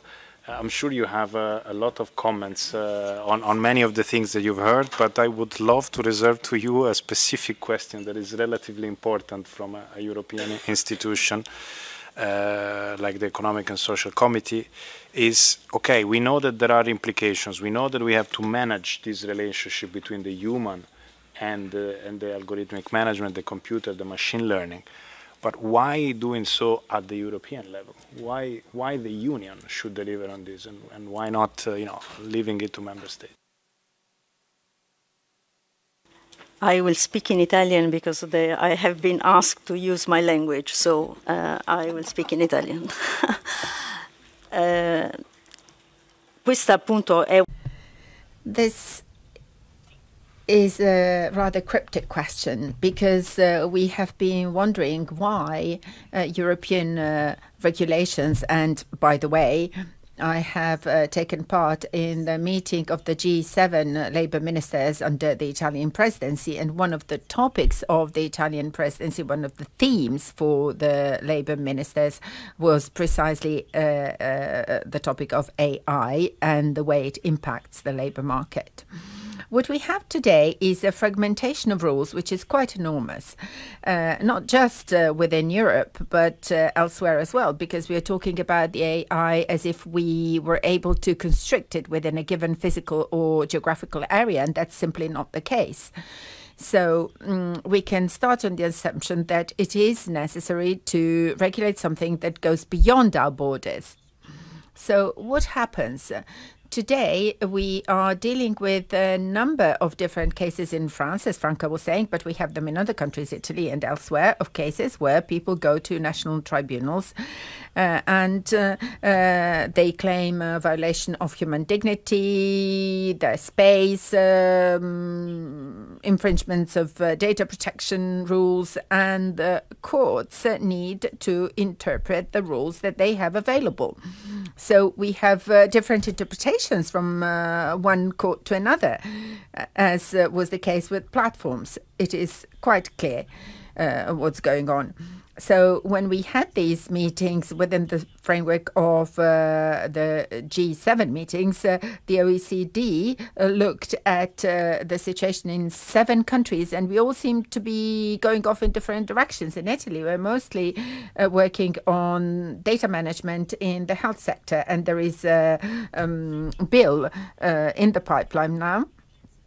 And it has to do with the management of artificial intelligence in the legal sphere. Who is in charge of this? The judges, the judiciary, according to the Italian law. However, this presentation that we heard from the OECD is telling us that member states are regulating in different areas and in different ways. In the US, for example, there is a law which stipulates that in all workplaces where you do have trade unions, which reduces this quite considerable. So wherever there are trade unions present, the use of AI must be negotiated with the trade unions. That's the law. It would probably not be applicable in my own country, probably not in other European countries either. But what about the collective bargaining? Does it cover everybody? Is it the instrument which makes it possible to regulate and legislate? We know that in Europe, in most countries where collective bargaining very often substitutes the rules, that they have a very strong role to play. But we do know that in many countries this covers about 20% of the labor force, so it does not guarantee equal treatment. So we are quite clearly outside the scope of the European Treaty. This is what makes us different from countries such as China and even the US. But I am pretty skeptical when I hear us say, yes, we can self-regulate within the standards, the set of standards that we have, because they're so wonderful. I'm not at all convinced by this approach. I'm a trade unionist, and this is very much a business-based approach. What we need is new rules. I mean, maybe not, but if we say that we can make use of what we have and then engage in more collective bargaining, it can only lead to more disparities, because we have different approaches. The European Treaty tells us that we have to have dignified working conditions, and that these working conditions must respect human dignity. But can you regulate human dignity? Can you define human dignity as a law? I don't know. It is a little bit difficult to stipulate all that within a single rule. And what is the borderline here between abuse and an okay attitude when it comes to human dignity? So we are now dealing with something that might restrict the critical thinking. Are we interfering with human dignity in that case? I believe so. I'm just throwing it out there as food for thought. I don't think we've discussed collective rights and collective bargaining to a sufficient extent. The respect for collective rights, which are guaranteed by some of the directives that we've referred to, has not been discussed to a sufficient extent. And particularly in those cases where AI and platforms are used to a greater extent, because once again, this is about the labour market. This is indeed a problem, because there are no guarantees for everyone. Not everybody is guaranteed the same rights. So what collective rights are going to be able to be protected and guaranteed with the introduction of the AI? Is it a problem? Can we regulate it? I think so, because the current directives simply do not go far enough. They don't cover everything. And let me conclude. And this is why I believe we need regulations covering all that and going into all these various aspects of the problem. This exercise within the framework of the G7 under the Italian presidency, as you know, we are a Catholic country and so on and so forth, and the church is very much involved in everything. And they set up a working party on ethics. And they are calling it algo ethics, that is to say, ethics in relation to algorithms. I really do urge you to look into this and study all this, because it all goes around the management of these algorithms. And some large companies, such as Cisco and Microsoft, have signed a voluntary framework of rules and regulations 2 months ago, I believe. So it's very recent. It is based on some principles which are considered to be non-negotiable, such as safety, reliability, transparency, equality, and privacy. So, in other words, it means that there is a clear need to regulate here, and there is a clear need for a reference framework what do you want to make it look like? As a set of rules, as a set of ethical principles, what have you? But there is a clear need for this.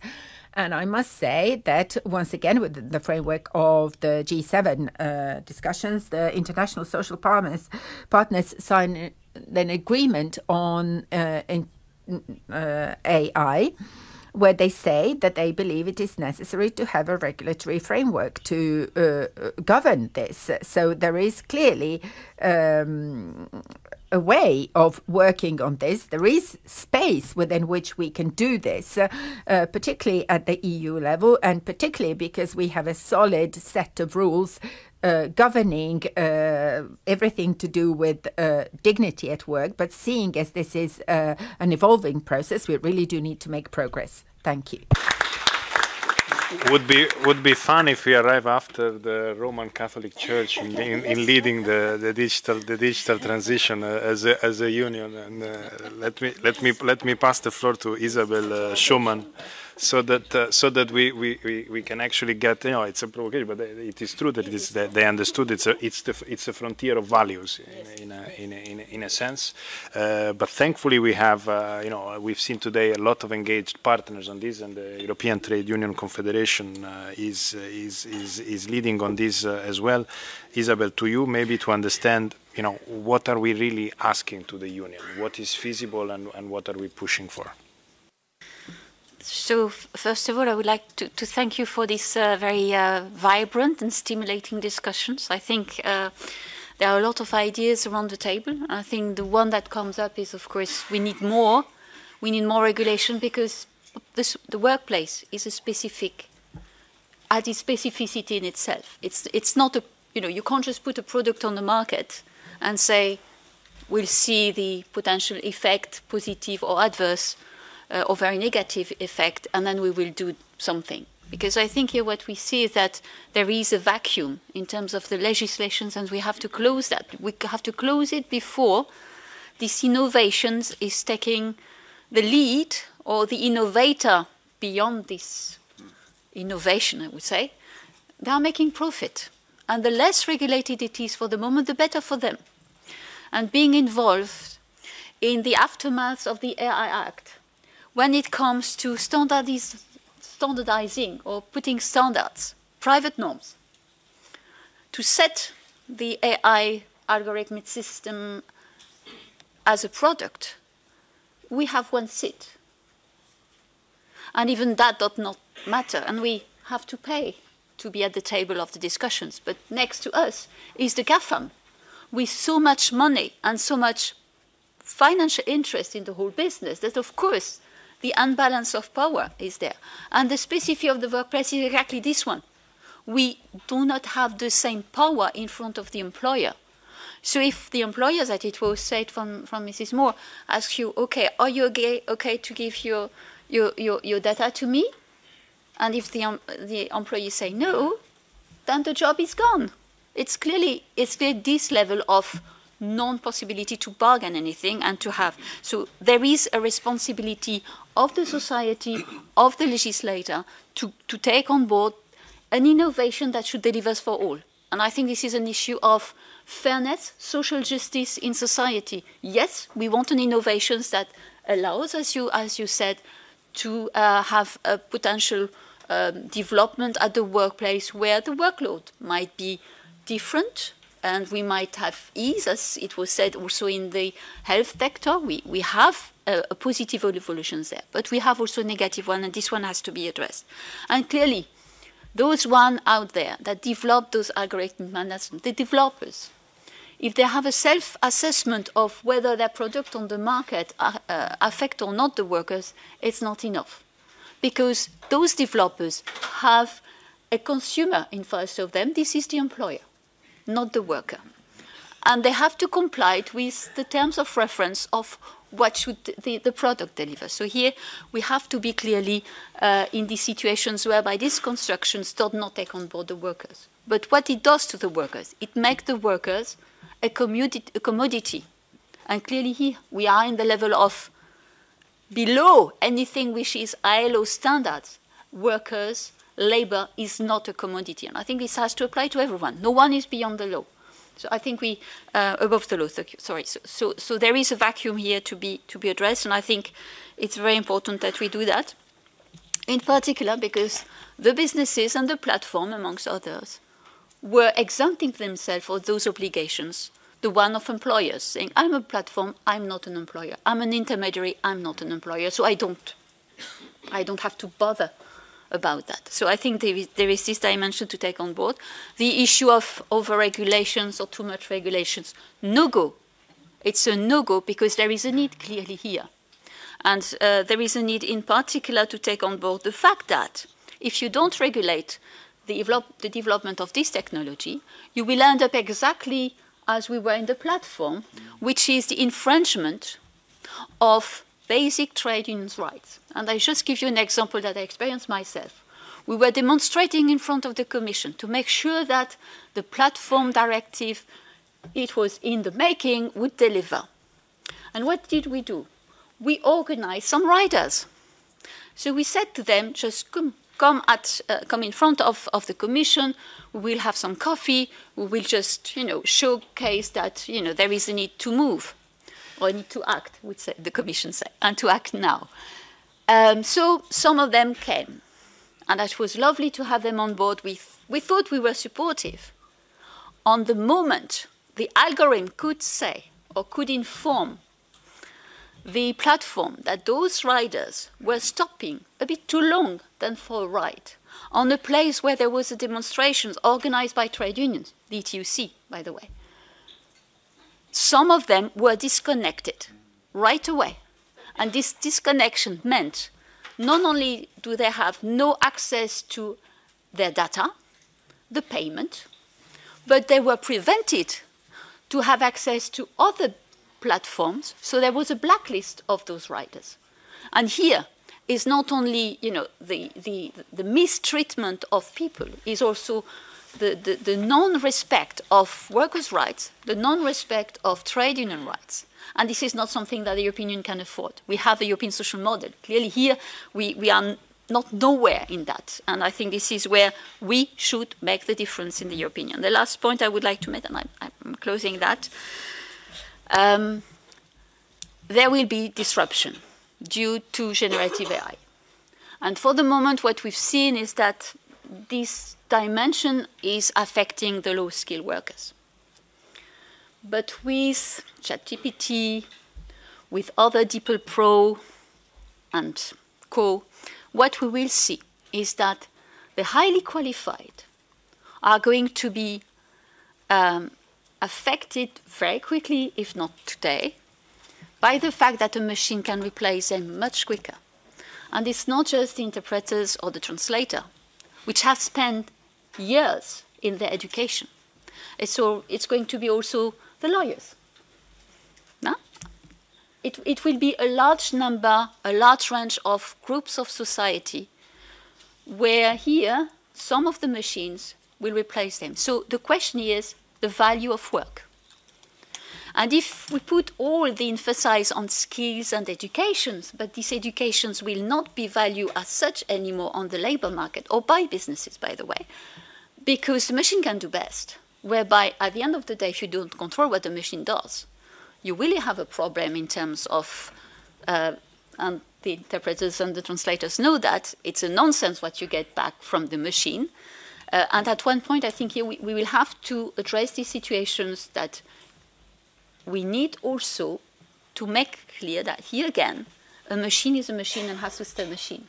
And the intelligence is not there, and to replace the human is not there. So I think here we'll clearly have to see the disruption that is going to come and how we preserve the cohesion, which is social and economic likewise. And I think this is one of the most, or one of the big challenges ahead of us.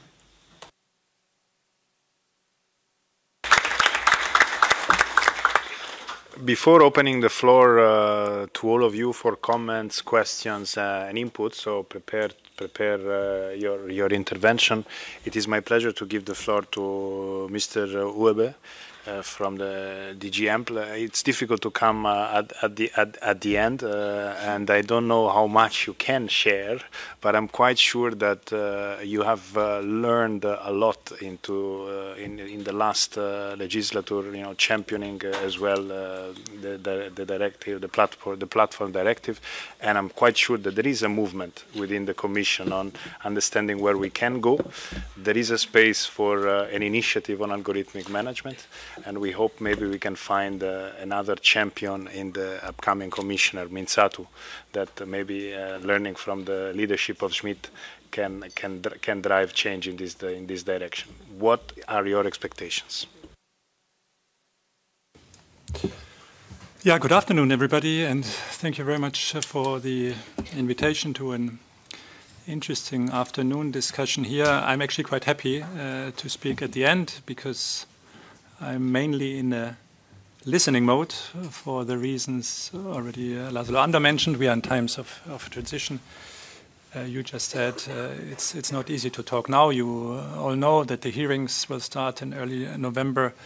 Yeah, it's almost impossible for me now to go into any detail. I hope you will understand, but there's of course things that are in the open domain. I thought just now of the President, Mrs. von der Leyen, at the ETUC Congress in Berlin. I think it was May last year when she clearly said that we would carefully look at the impact of algorithmic management on the world of work. And now, and that was already referred to, we have the mission letter to EVP designate Minzatu that speaks of an initiative on algorithmic management that, of course, as we all know, can mean a lot. It could mean legislative, but of course not necessarily. There are also ideas in the kind of non-legislative sphere, if you want. Obviously, the skills dimension is also important when it comes to AI and algorithmic management, funding, co-creation, and you name it. We are not starting from scratch. That has also been said here this afternoon. The AI Act has been adopted. The GDPR is often a bit forgotten. In our view, of course, extremely important. And then we have the Platform Work Directive. And maybe you allow me, because I was already there when we started more than 5 years ago. And this was now, of course, a moment really of happiness and pride on Monday when the directive was finally adopted. So there's no more drafts. It is now adopted. It will be signed very soon and then published in the official journal. And then the work will continue because member states have 2 years to transpose it into national law. We will establish a transposition group, and I can imagine already some of the discussions, very difficult discussions, will continue in this group. I mention it also because this 5-year time span shows how long it takes to get EU-level legislation adopted. And again, we are not even there yet. No, it's another 2 years transposition, so altogether 7 years. And that is, of course, quite something because we all agree that action, and some of you said it here, is very, very urgent. So not so easy to explain how long it takes until it then has really effect on the ground. Maybe, Isabel, on your example of the riders kind of disconnected after, I mean, this, will be banned under the Platform Work Directive because predictions when it comes to the exercise of fundamental rights are banned, are not allowed. But whatever we will be asked to do by the new political leadership will be based on evidence, and that's why it's very important to hear from researchers here also about their findings. It's really key for us to also have good data.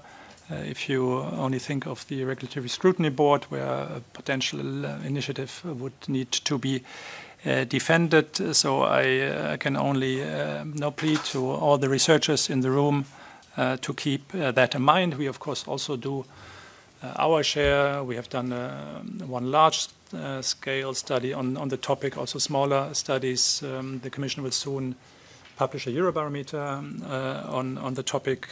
I think all the 5 ample agencies work on that, so a lot is happening, and our objective at our working level is simply to be ready for whatever the new political leadership will ask us to do. I think this is all I can say at this stage. Maybe also that was mentioned by I think Ciencia del Rio. There is of course a strong momentum at the international level. You mentioned G7, but it's also G20. Anna is here from the OECD that is very active.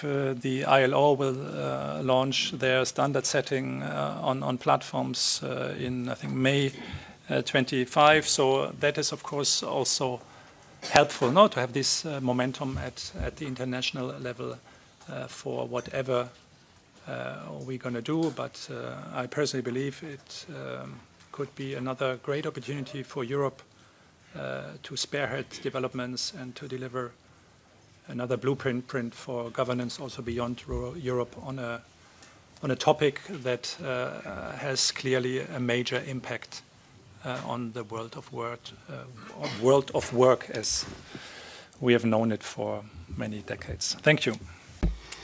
Thank you, actually. It's time for you to raise your hand and fire up your comments, suggestions, and inputs. I already see one at the end of the room. Then other two here.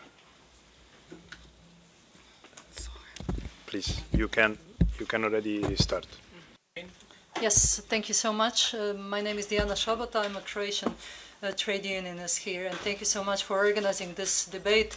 It's both extremely interesting and extremely important and timely. So my intervention is both a question and a plea, primarily directed at trade unionists at the panel, but also academic researchers.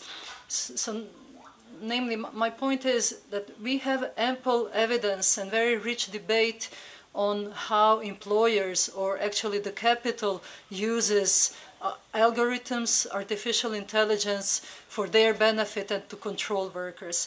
On the other hand, my impression is, and also getting to analyze research, is that we miss substantial data on how artificial intelligence can be used for class struggle by workers themselves. So how can they use artificial intelligence to take back control over work, over their workplaces, and over their life? So this is, I think, a task for both trade unions and researchers to map the field, to investigate best practices of those cases of such struggle. I know there are cases, but this is, I think, an important contribution to the element of discussion that we had on how to empower workers to be empowered to take back control and to resist the negative impacts of artificial intelligence. And by having access to best practices, to examples of this resistance, I think this is part of the contribution to this empowerment and to the resistance strategies. And in that regard, it's more of a comment that we very often hear about the dimensions of skills and that we need to invest in skills. But I think that in this respect, we need also to be very careful, because there is a threat and danger that we, by emphasizing skills, we overemphasize the so-called deficit aspect and deficit approach of the whole idea of influence information management, because we turn the blame and the burden on workers themselves, and we do not tackle the societal and political economic effects. So we should be very careful in organizing the debate around these issues. Thank you. Thank you. You actually had two men next to you. We start with the one to the right, then the gentleman, then we go to Zoe, and then to Alex, and then we continue.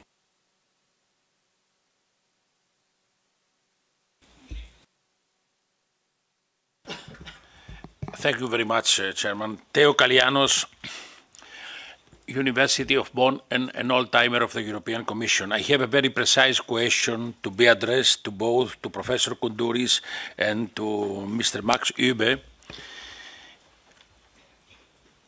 Robert Reich, the Labour Secretary of the first administration of Bill Clinton, wrote in his book, The Work of Nations, decades ago, that if we continue like this with the new technologies, he did not know at that period neither the digital technology nor the artificial intelligence, that the tendency in the labor market and in the working population will be two.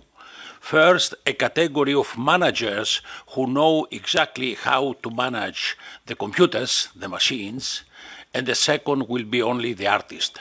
Do you think that, given the fact the long procedures we need on European level to take initiatives and take an influence within this more and more becoming complicated world of mixture, technology and human beings and vice versa, is it too late?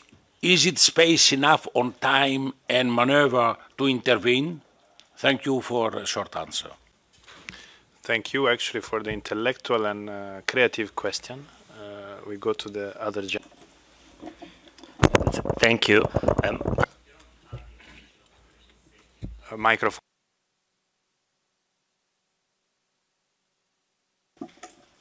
Sorry, I was saying that I'm here.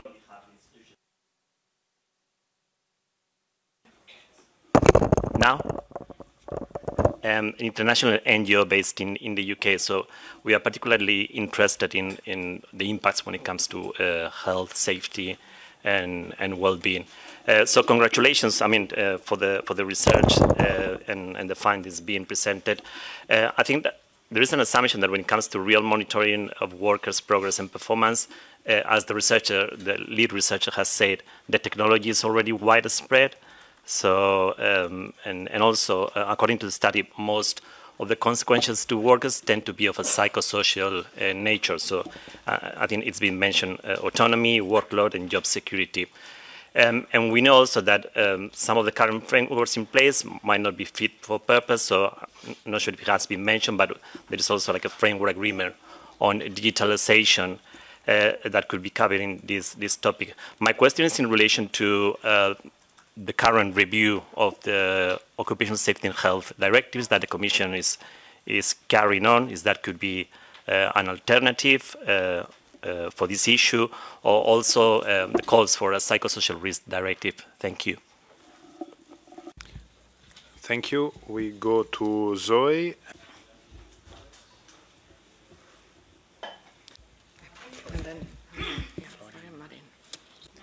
Thank you, Chair. I'm a trade unionist. I represent the Greek General Confederation of Labour, and I'm also a member of the workers' group here at the EESC. I would firstly like to thank this initiative, our group and FEPS, because it's very timely and it's necessary, and we need this kind of alert. Why do we need this kind of alert? Because we have risks. One of the risks I see in this debate for us workers is this kind of mystification vis-à-vis the unknown, the rapid technology, the impact, and of course there is a frightening impact in artificial intelligence, not only for our works, but as an infringement on our on social reproduction, on our daily lives.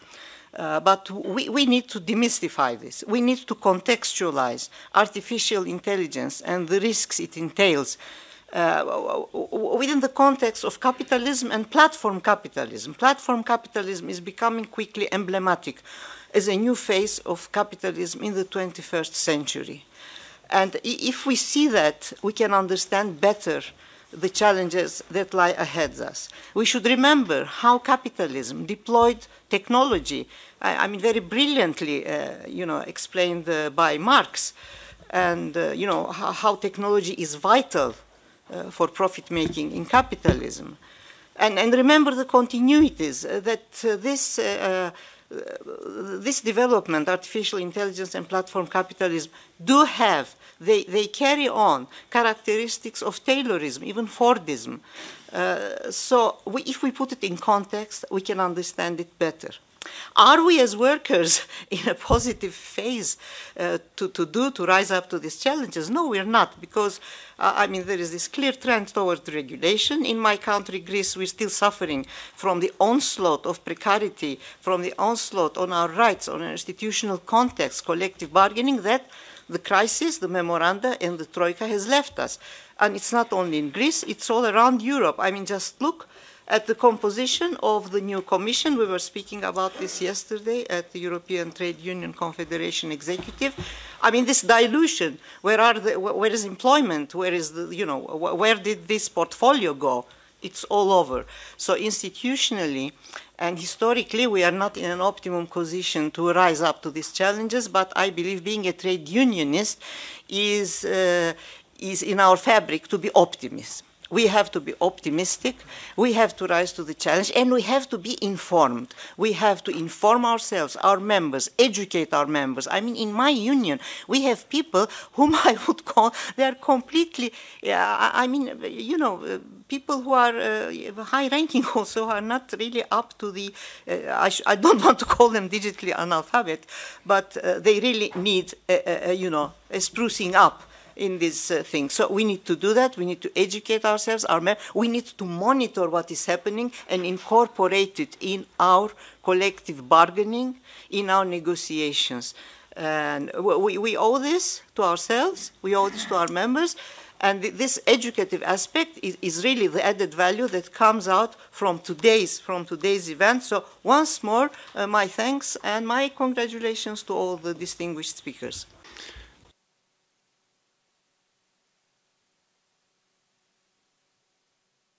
We go to Florian, then Marin, then Francesco.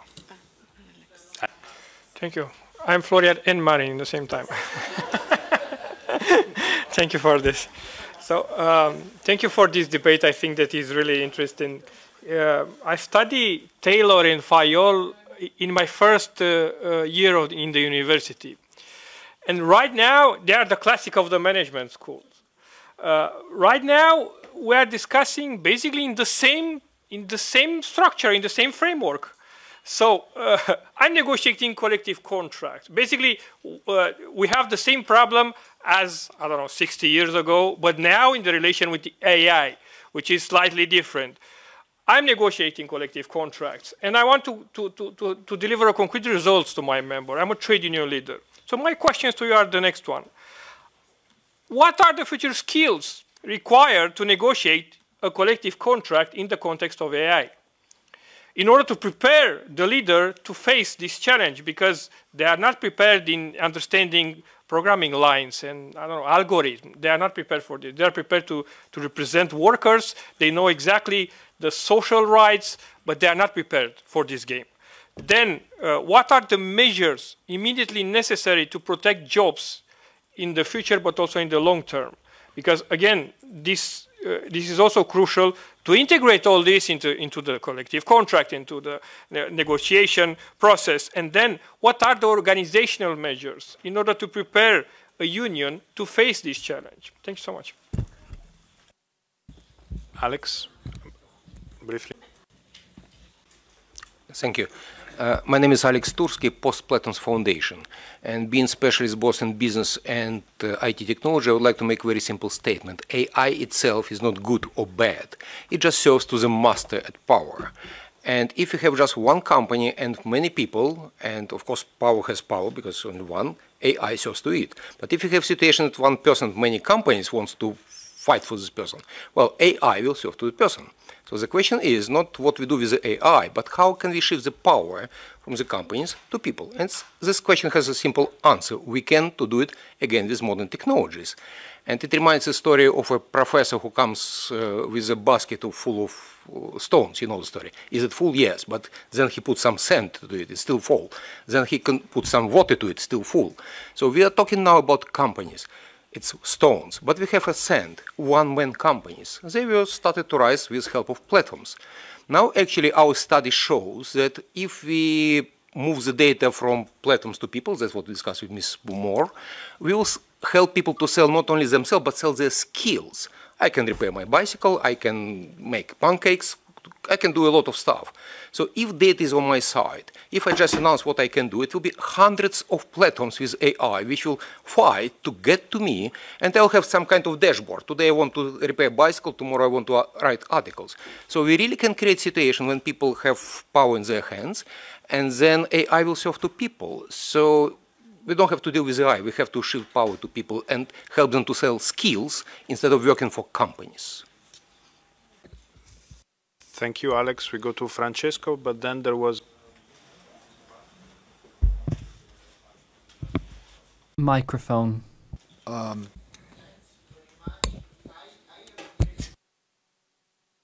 Microphone. Does it work now? Yes. So I'm Francesco and Piccinelli, and I am in a very difficult position here because I am helping a company develop an AI tool for public affairs, which will make life of workers easy. So there is an aspect about AI which we didn't underline a lot, which is the fact that AI can be an incredible productivity tool for workers and help them getting better wages. And we cannot hide ourselves from the fact that Europe is lagging behind in terms of competitiveness because we didn't adopt digital technologies in time, which means that our workers are less competitive than their American counterparts, for example. And there is also, I think, a general problem, and I think I really liked the speech by Isabel Schumann about standardization. Because if the problem is how big companies manage themselves with AI, then we need to impose standards that work for everybody the same. The real problem of AI now, particularly when it comes about decision-making and stuff, is that it's not explainable. I don't know if there is any engineer here in this room, but I challenge them to explain what the numbers in a neural network actually mean. And the effort that must be done if companies adopt artificial intelligence tools to manage themselves is to make AI explainable and sensible. Otherwise, we are talking about something, we are talking about a black box that no one really understands. And then I will add a point. We are having this discussion 10 years later. Just to give you an idea, 10 years ago, I wrote an article for a political theory review in Italy about artificial intelligence and jurisdiction, in particular about some American courtroom using AI algorithms to determine jail time. So this debate is something that we should have done 10 years ago, and it's good that it's happening now, but the problem is what's next.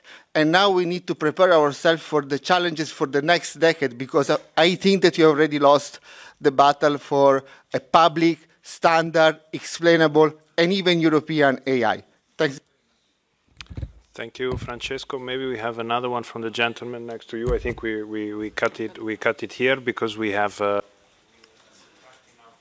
we are subtracting to the coffee in our responses. So now we have self-management for you as well. I'll leave it to you. We don't all have to respond, but probably a few lines, particularly from Franca. We start from you, and if you feel like having 1 minute to respond, please do. Franca.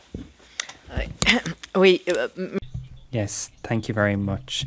There were a number of questions for me, and there were others that weren't for me, but they struck me. Now on skills.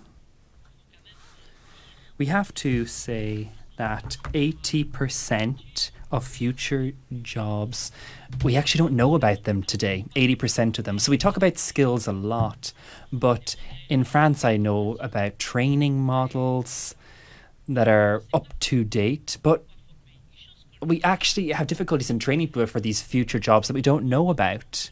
We don't know what we need to necessarily learn. And your question was very good on this, and about getting interesting answers and appropriate answers and prompts. There are limits with these digital systems, though. They're not necessarily reliable. They can say plausible things, but they can be totally false. That's the first point. There's also de-skilling. Loss of human skills due to machines. And I'd like to say something to you on this. Perhaps we could end up being replaced by someone who can work with artificial intelligence rather than by artificial intelligence itself. The effects on employment, on skills, we have to anticipate these and how we can have an influence on these and what's in store for workers. But nothing, we have to be open to this. Nothing is totally set in stone.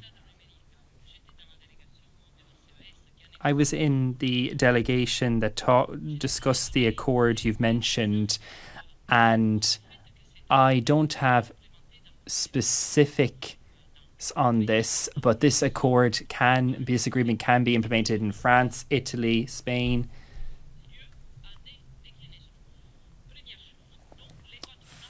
So employers are a little bit reticent to this, but some are listening to us about social dialogue, social partnership.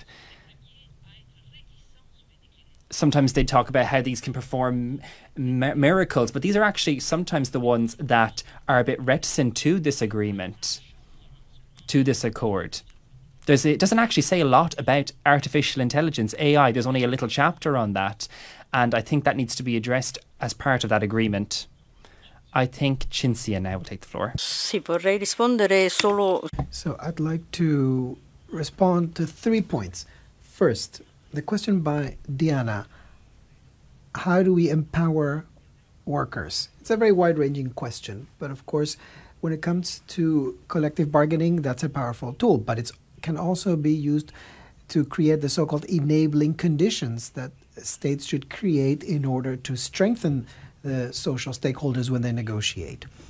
An example is the agreement on digitalization, this famous autonomous agreement in Europe, which led to very well-intentioned clauses. But in Italy, in the banking and insurance service sector, there was a clause added last year where I'm not going to call it a regulation of the algorithm, but it introduces some rules on the management of algorithms.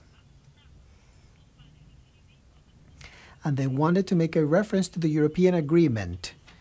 And they said, no, you should do these things in Europe.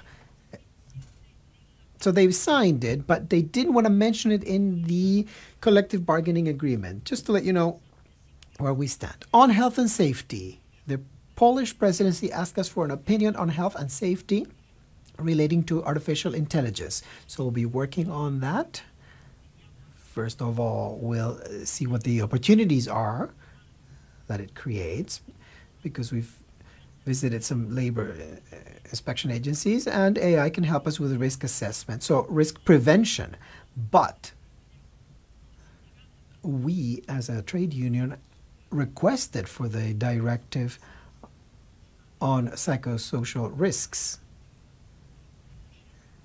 And even today, currently, at the EESC, this is a formal request. Unfortunately, we know that for the employer side, there is a wall and there is no consensus. And we'll see with the new commission if there is a possibility for this. But the trade union is steadfast in this. And then, Francesco, since you're Italian, I'm happy to respond to your provocation.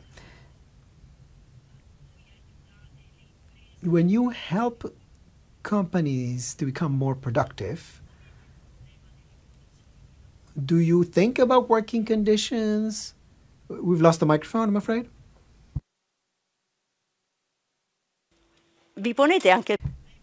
Do you think about working conditions, or is productivity simply a number, a statistic? I refuse to accept that we should calculate productivity only looking at statistics without looking at the context, the investment, the working conditions, the well-being of people who produce this productivity. I think we should have a more wide-ranging vision. Panel, we conclude with Isabel, and then we get a coffee. Isabel. Yeah, thank you so much. So 3 points. The good news is that the TUC is embarking in December at the next executive committee on the strategic discussions on artificial intelligence, and I have the honor to lead that discussion. So I'm happy to be today here with you because I'm gathering a lot of information, a lot of research, a lot of input. So thank you for that. Second point is, of course, we have not lost any opportunity.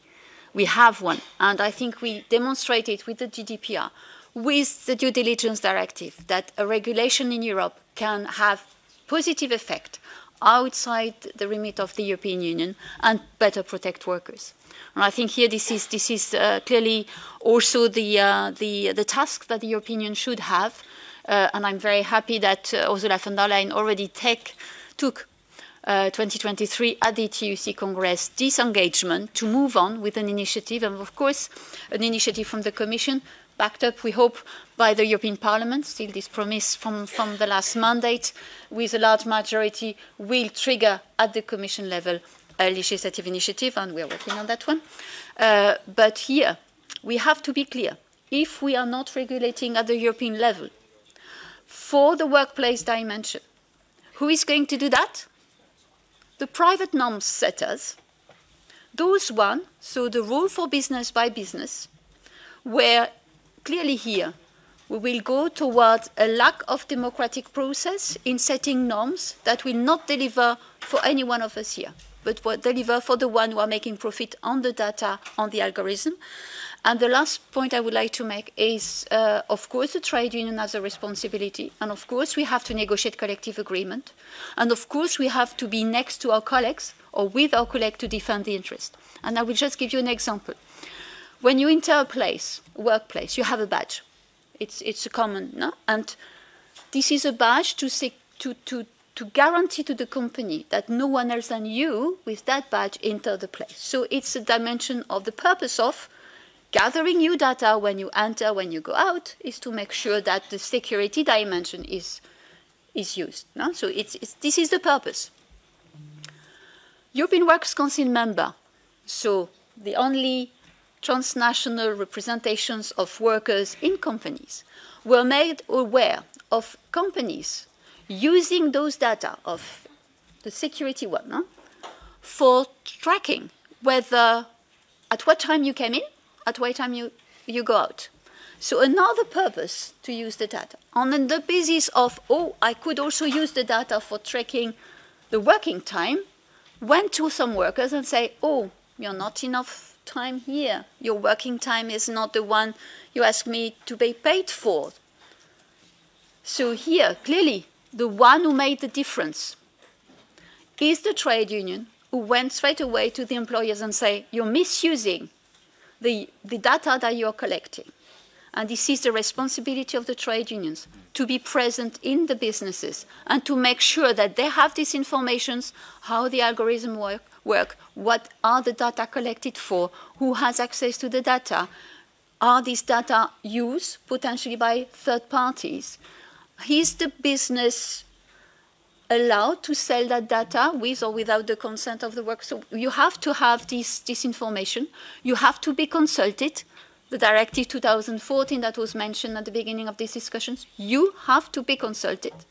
And the directive says, in the view to reaching an agreement, collective bargaining, collective agreement. So here we have indeed a responsibility. So we have indeed to be well aware of the right question to be asked.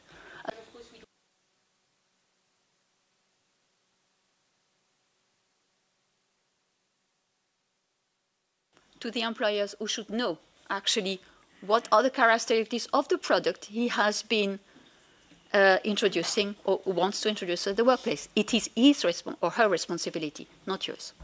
Okay? Thank you, Isabel, and please help me with a round of applause to thank all of our speakers today. Thanks a lot to Franca, Magnus, Ignacio, Nicola, Cinzia, Isabel, and Max. Instead, you can blame the moderator for losing about 15 minutes. And now I explain you how the break works. There's no break. That's how the break works. So we shift panels, but still at the same time, you may need a toilet break or a coffee outside. So the coffee breaks work that you stand, you go pick a coffee and come back here because we restart in literally 1 minute. Okay. Hello, everyone. So slowly we're going to restart the program.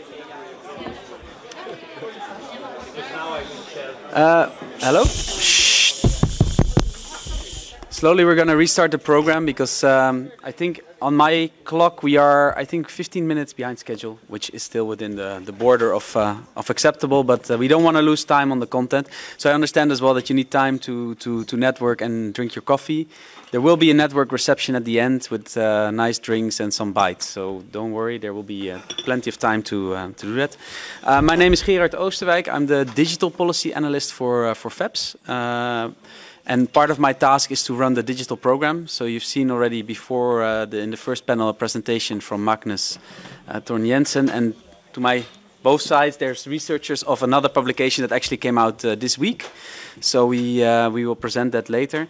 But we have also a distinguished guest from the European Parliament, Brando Benifei, a member of Parliament, of the European Parliament, who has to leave, I heard. So that's also how it goes with MEPs. I know it's a very busy schedule, so we're very happy and grateful that you are here. You were the rapporteur on the AI Act. I know that there's still, it's now about the implementation and all the details. There's still a lot of development after an act is voted, before it comes into force. So it's very relevant, I think, also for this topic. AI in the workplace was part of the discussion, but deliberately left out. But I leave you the floor to maybe give an opening remark of this second panel. Yes, thank you for this opportunity. Thanks to FEPS and all the partners and the European Economic and Social Committee for hosting. I think it's a very timely discussion. I'm happy that we can have this. I'm sorry I can only stay because of what I'm about to say. That is the work on the hearings of the commissioners, that I need to go back to work on that because we are in fact preparing the examination of the new European Commission, the various commissioners, the new organization of the executive of the Union to take its start and decide on what to do on this topic also. Because we have done significant work in the past mandate on these issues. In fact, with the approval of the Platform Workers Directive and with the approval of the Artificial Intelligence Act, we opened a pathway of change in the sense of building a more solid base of rights. But now the issue of dealing more broadly with algorithmic management and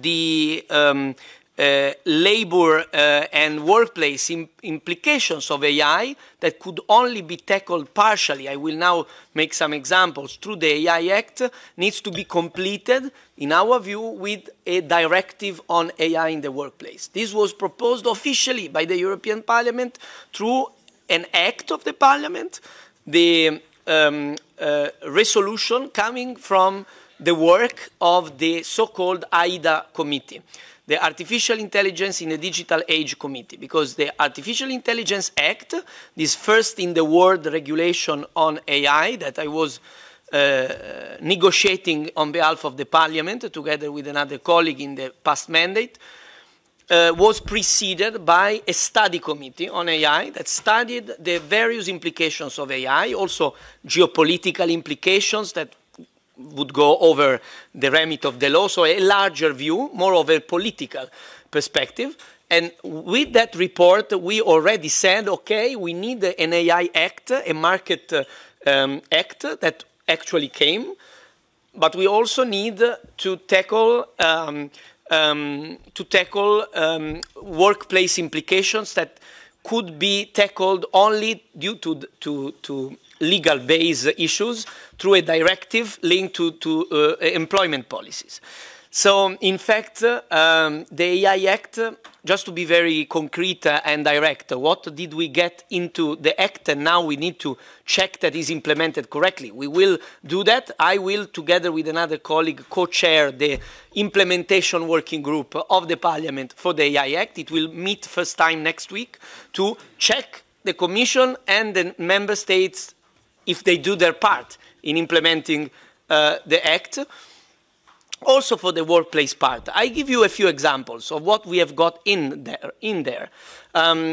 We prohibited emotion recognition in workplaces. We do not want workers to be put under control of their emotions. We think that's especially a way to put pressure on workers. So we see that especially from that angle, and that's why we prohibited that. Consider that the original text from the Commission on this part was, I think, very bad. Other parts were good, also the original text, but this was very bad. The emotional recognition was not even considered a high-risk use. It was considered a non-high-risk use. We even decided to prohibit that for the workplace and for the studies, the study places. So in study places and in workplaces in EU, the emotional recognition will be forbidden. And the prohibitions will come into force by February 2025. It's the first element, the prohibitions that enter into force in this regulation. Then also another big win, this was a big fight that especially the workers' organizations helped us to secure because there was pressure to drop this. We have put the workplace as a whole, as a use case of AI, as a high-risk use case. So when we use AI in the workplace, we need to do, by the developer that will sell the product, a series of security checks based on the various parameters of the law that include the data, data governance and appropriateness, the cybersecurity, the human control. I give you an example on the data issue.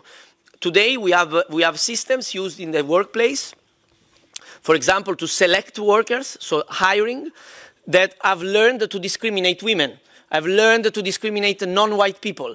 They have learned that certain jobs are never for women and they should be dropped without even reading the CV.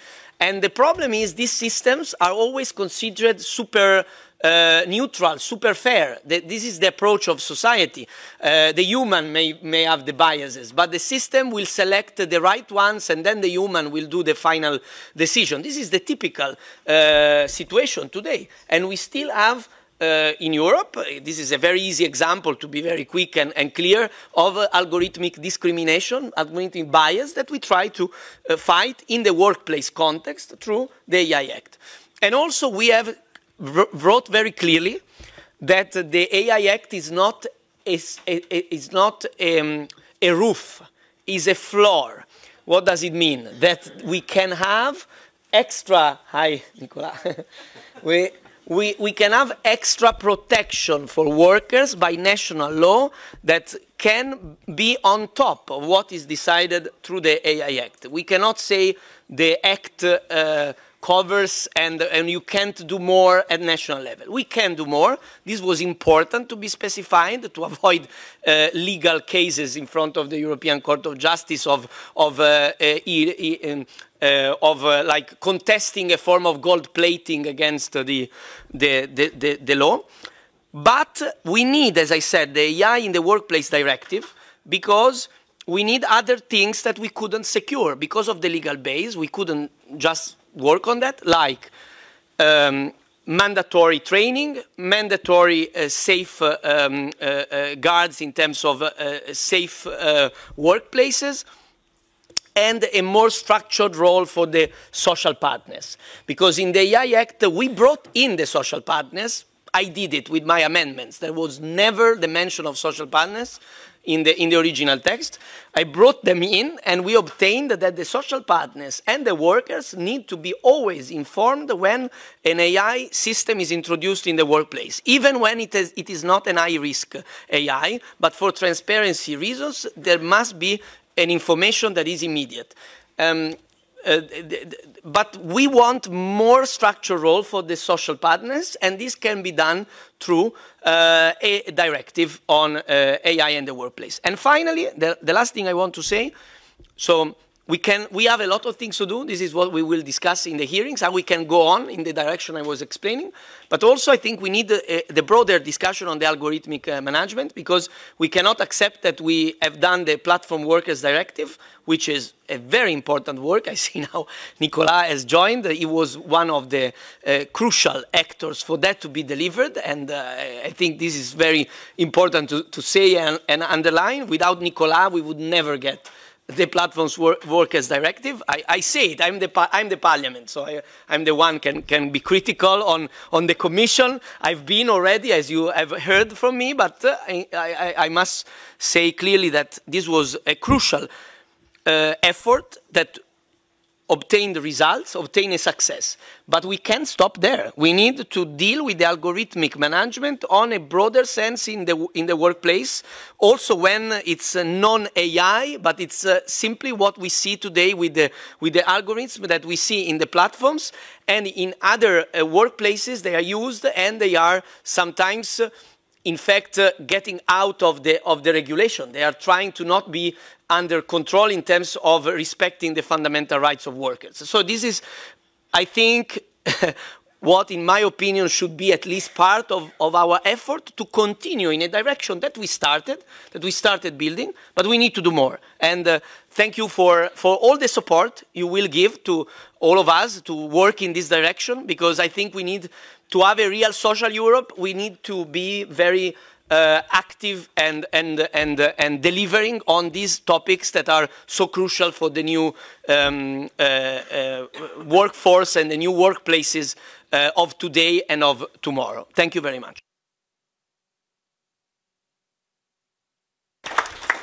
Thank you, Brando, for this great introduction, and also sketching a bit the scene, also from the past to the current to the future legislative work that needs to be done. We switched to a presentation by three researchers on both sides of me from the FEPS Nordic digital program, also with support of the Nordic trade unions. So we have on my right-hand side Johannes Antila and Theo Cox from Demos Helsinki. It's a think tank in Helsinki. On my left-hand side, Teresa Osbol-Koldova from the Oslo Met University, both research partners in the digital program. So I give you the floor. I think you have a presentation prepared, and good luck.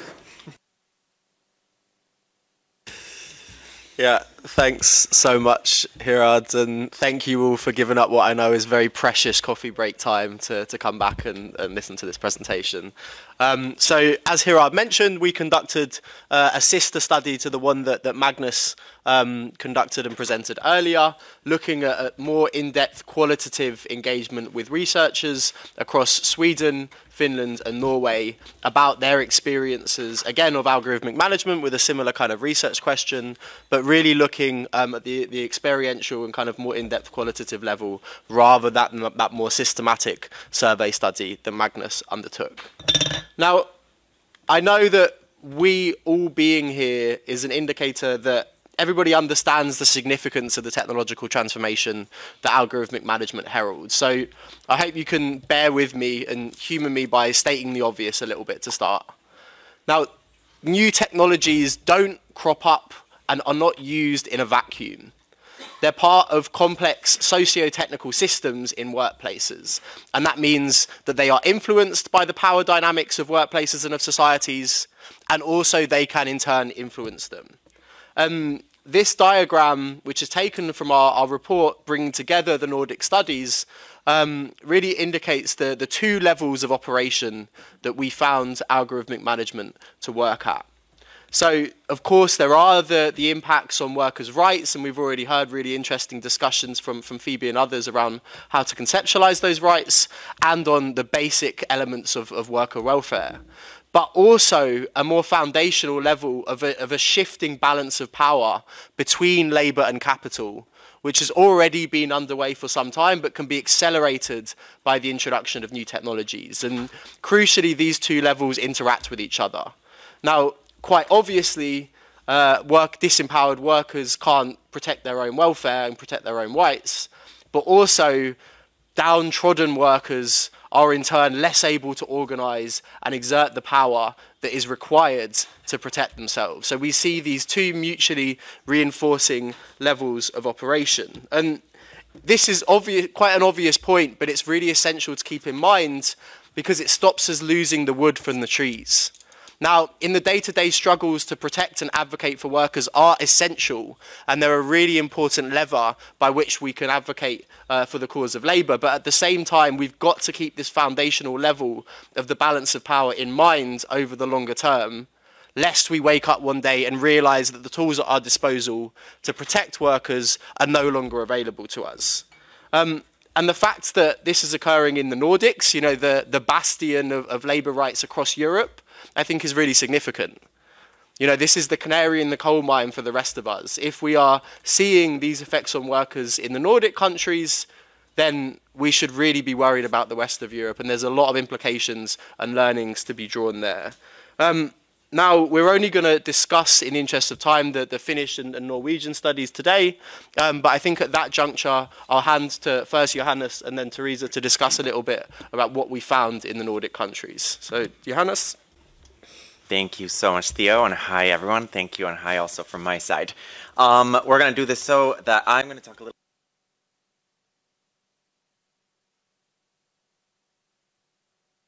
I will talk about Finland, Teresa about Norway, and then we're going back to Theo to talk a little bit about sort of policy implications and also implications for trade union action. In Finland, we interviewed, so did a qualitative study of retail and transport and logistics sectors.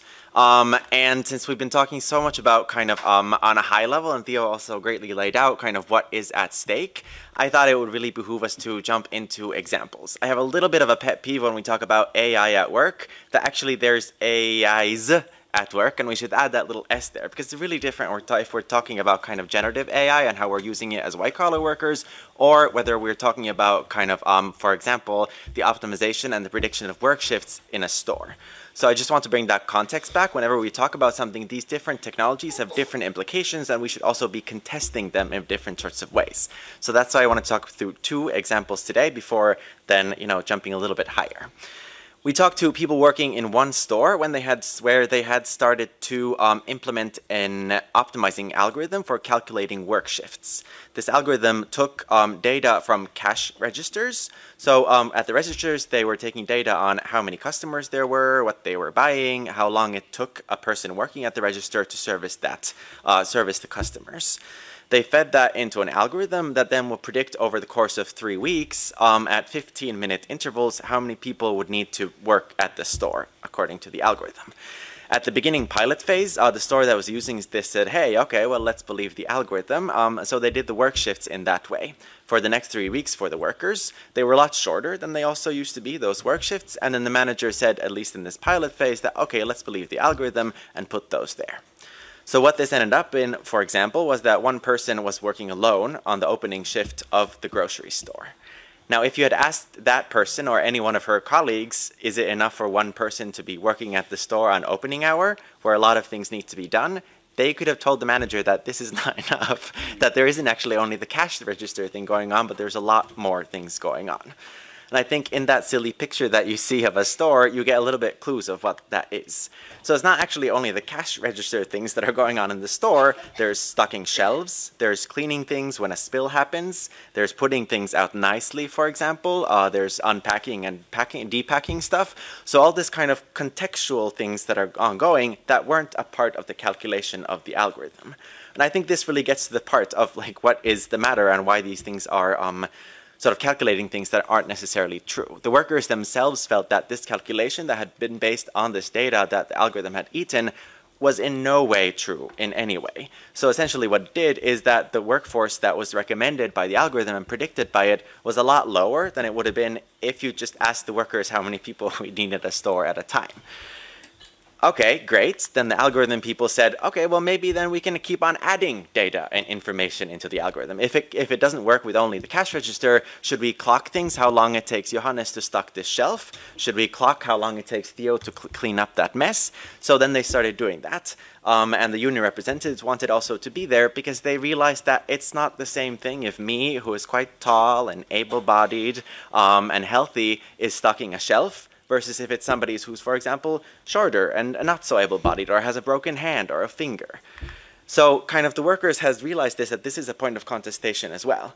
And they have a lot of information that just can't be, stuffed into the algorithms. And they also know, as the quote says, that it's very different to stock a toothbrush that is very tiny and you have to have fine motor skills than stocking ground beef packets. So you don't even get to the right result by measuring certain things. So there's all this kind of contextual information that isn't being put into the algorithm, which means that it's spewing out kind of wrong predictions at the same time. We saw the same thing when we were talking to waste management workers. They had, there was a company who had been using sort of an automated route planning equipment. So whereas before, this driver that we were talking to had a really long list of different sorts of places that he needed to visit and to drive to, he actually said that he could cross out every other week some of those lists and in that way make his work more efficient. Because he knew, based on his experience from before, that those certain trash cans aren't going to be are not going to be full, so he can just skip them every other week. Now, what the algorithm kind of forced him to do, combined with a GPS that was connected then to the truck, was to go right next to the empty trash can, shake the empty trash can, even though he already knew that it was empty. So in this way, it was creating kind of more work for him that he could have cut off based on his experience from before. Similar thing happened in winter. The algorithm couldn't suddenly calculate what a Finnish winter looks like. I don't know how many of you have been there, but it's pretty gruesome sometimes. And it's a big factor on how fast you can drive. So in conclusion, there seems to be this, from the examples that we're seeing in Finland, this sort of really, I guess in a way, heartbreaking quality about these algorithmic management things as well. That if you just ask the workers how the work looks like, you could get to a lot better results than trying to kind of optimize and calculate what the work looks like. So there's a really frustration of a lack of appreciation for this expertise of these blue-collar workers who are working in these sectors, as well as a difficulty in the contestation of these standardization processes that aren't actually leading to kind of efficient outcomes necessarily in the workplace. Also, what we already talked about a lot today is that everything about these workers is being measured. One of the workers in the logistics sector, that there is not a sector that is more measured than the waste management sector. Everything has sensors, everything is being measured. And as I mentioned maybe earlier in my comment, there's this weird double Ouroboros-like bind that at the same time the data that is gathered and extracted from these workers is perhaps giving value to the company, but the workers aren't seeing that value in their, for example, free time or the increase in their pay, but rather this data is kind of looped back towards them to make these algorithmic management systems even more harsher and even more stricter. So a weird sort of loop. Also, at the same time, it doesn't, and as Magnus said also, it doesn't really mean that work sometimes goes away. It just means that the workers are kind of being the people beeping and tagging different things and making this sort of datafied workplace happen. Also, which was maybe nice, was that a lot of the workers also wanted to help their coworkers. So there's this invisible work of teaching your peer how to use a new system or teaching your peer how a system works. And this also adds to a work. We did see some nice examples related to trust. So in some workplaces, there was a high level of trust. And in those cases, a certain technology that had been used in another logistics company that was used in this high-level trust logistics company, the workers didn't see it as such a bad thing. While at the same time, in a company that there was a low level of trust, according to the workers, they did see this as kind of big brotherly or, let's say, like surveillance thing. But I think it's also good to remember, as was the case from the other study, is that that doesn't mean that stress goes away. Even though you might have fun with a tool, it could still, in the long term, add to your stress. I'll end it there. All right, thank you. So my name is Teresa Esbekolova. I'm a research professor at the Oslo Metropolitan University, and for this case study, we looked at finance and news media industries, which is a very white-collar jobs. And we will be launching, with the report is not yet ready. It's ready from our side, but it will be launched on 13th of 13th November at the University of Oslo. So you're invited if you want to come. And what we look at in the report, more than the consequences of these technologies, which are quite well documented documented by now, is actually the possibilities and limits of co-determination by the trade unions in these vis-a-vis these kind of data-driven technologies. And we look at high-skilled workers, obviously, people who have a very good understanding of data in the first place. So we speak to workers from journalists and finance. Those are people who have very good knowledge of data in the first place. So you would expect that they could be slightly more critical. But we found actually the opposite. We found quite high levels of trust in technology, high levels of trust in management, high levels of trust in the government, in regulation, and we found quite little active challenging of these systems. Part of the explanation might be that the people in the finance sector, even though it's the most regulated of industries, possibly the most monitored, everything you do, every single thing is monitored and surveilled for compliance purposes, for regulatory compliance, for other systems. Customer service is permanently monitored through algorithmic management systems and experiences great pressures and so forth. But it seems to be so that the financial compensation is quite large, and therefore there is little resistance towards these systems. So the acceptance is predicated upon quite a good salary, I would say. Overall, in the Norwegian society, I think it's worth just reminding ourselves that it's a society that is very techno-optimistic. So our first national goal for the Norwegian national strategy on digitalization is to be on the top 1 OECD ranking on the most digitized countries. So far, we have 40% of the public sector using AI, and the goal for 2030 is 100%. So we just want to use AI. We don't know why. We don't know for what purpose. We don't know where it is appropriate to use it and where it might not be appropriate to use it, but we just simply want to use it. So there is a very much fear of missing out throughout the finance industry, obviously, and also news media. So there is this sense that if you are not implementing technologies, you will lose, and this will reflect in your salary as well. Now we see at the same time that the financial industry is actually the largest bank is now in the process of sacking 500 workers, so it might be a consequence as well. But we looked at this kind of co-determination and participation. So what we see is obviously these things, work intensification, hyper-individualization. The banks, for instance, are transforming into kind of tech companies in terms of management. So you have agile forms of management, right, where you might have teams working across national boundaries. So your leader might be in another country. So obviously when your leader is in another country, the Norwegian model doesn't really seem to apply so much, right? You work very much digitally and so forth. So a lot of information goes past the trade union representatives. So with these kind of transformations, we see increased informational and power asymmetry between employer and workers. Obviously, both in the finance and in the journalism sector, the management would say, well, we have 360-degree view of the organization. We have all the data from the whole organization. You trade unions come with your emotive stories, with your emotions, with your experiences of 1 or 2 employees that are maybe dissatisfied. But we are sitting on the data for the whole organization, so we know. So the data about the organization becomes the data, the power that underpins in far greater degree the management.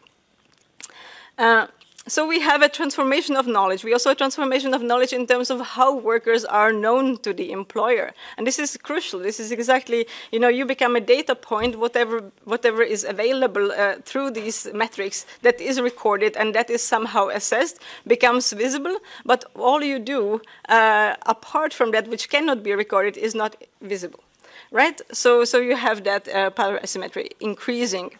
And what we see overall, and I think this is an important point, is we see increasing securitization of the workplace with the proliferation of cyber threats, with the dependence on digital infrastructures, with the finance industry and other industries becoming kind of critical infrastructures, submitting to security laws and security regulations, security compliance.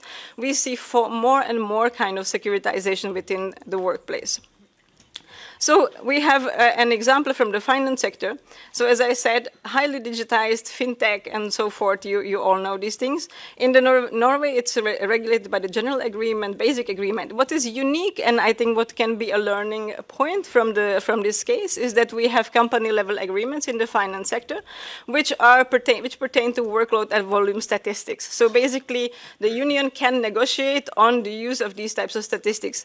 And they do, and they succeed in some ways. A lot of the time they succeed in ways in which they would limit the possibility for your colleague, for instance, to see your results on the leaderboard and things like that. So you limit how the data is used. This does not mean that the data is not collected, and it also does not mean that the leadership does not have access to it. So there is some kind of balancing around this. But what we also see, what can be influenced to a certain degree, we see proliferation of new technologies. That one of the technologies that kind of created a resistance in the workplace was this kind of winning temp. It measures the temperature in the workplace. It's a kind of a tool that is supposed to be AI powered that sends out short questions to all workers once a week or once in 2 weeks, and measures your satisfaction temperature. It's very individualized, very psychological. So this technology is replacing the traditional surveys that have been looking at organizational factors, at a larger psychosocial working environment. So suddenly you look only at the emotions of the worker. So this was resisted in some organizations, and in one we've seen that because the trade union representative was herself a tech expert originally in finance, she was able to question these technologies and ask and add questions that would be pertaining to the working environment, and not only these psychologizing questions. But the degree to which you can influence a ready-made tool like this is, of course, very limited. So in another case, we saw that this was impossible to challenge. And another point that I find increasingly impossible to challenge is this problem of securitization. And I think this is important to raise as a discussion point. We see war in Ukraine, the changing geopolitical situation, China, Russia coming up as threats. This is spilling into the workplaces enormously. We have new security management tools. We have a huge security industry growing. All this is basically security through tech. So it's private intelligence companies, it's internal corporate intelligence, security departments. Those are gaining more and more power as security becomes at the forefront of the agenda generally. We have a proliferation of know your employee programs where you do background checks, not only of the people you're about to hire, but of your own employees. So we have insider threat programs, insider risk management programs. These programs position workers as suspicion, as risk to the company, not as a resource in any sort of way. So we see proliferation of these policing basically technologies. You see the same vendors that have been that deliver technologies for predictive policing would be delivering technologies for workplace management.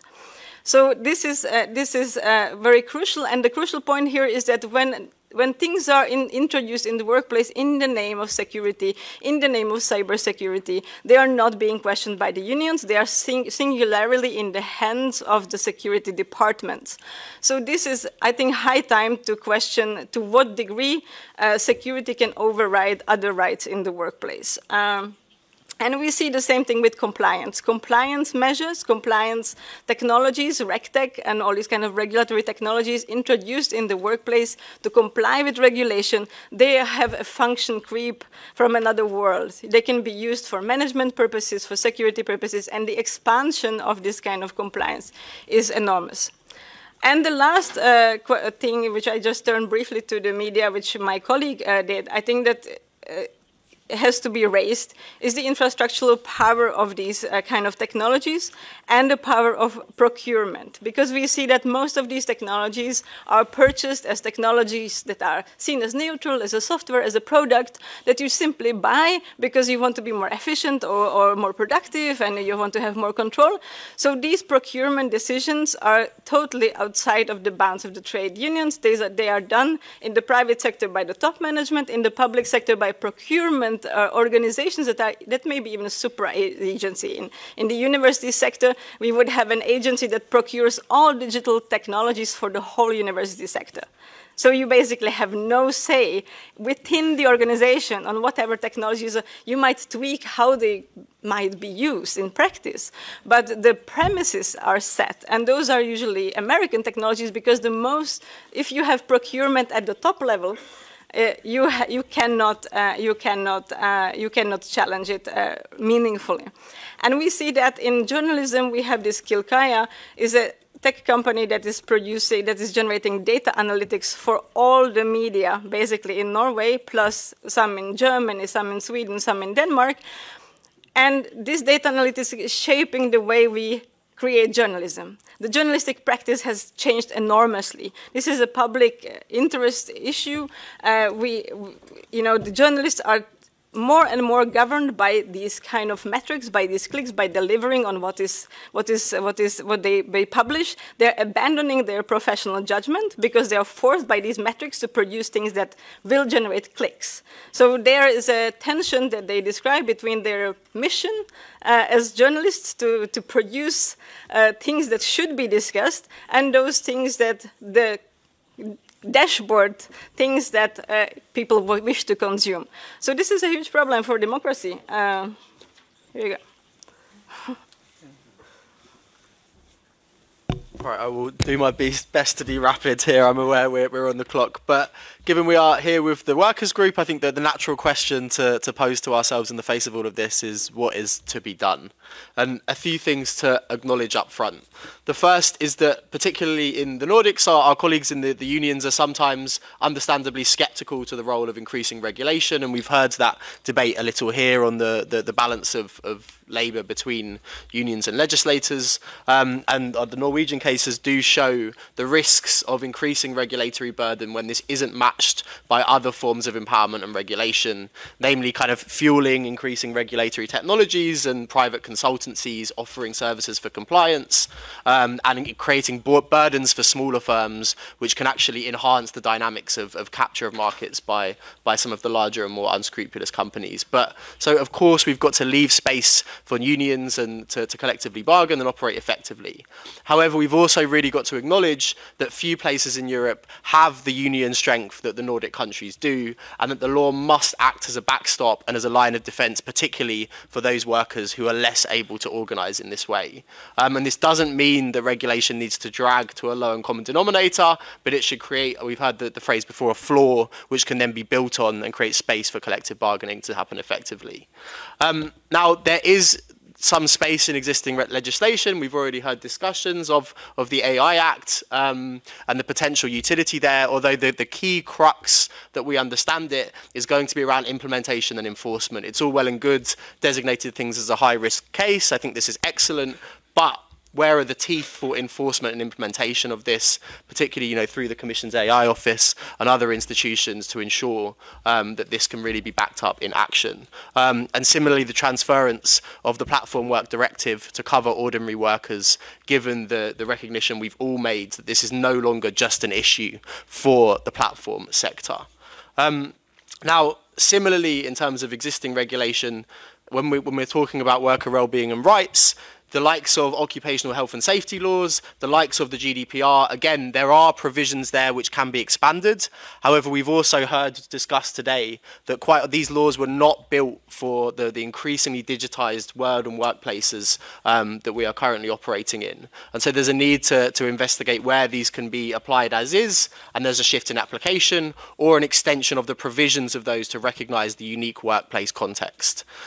Similarly, there is a need to explode the black box of AI, and this is something that, again, we've talked extensively about.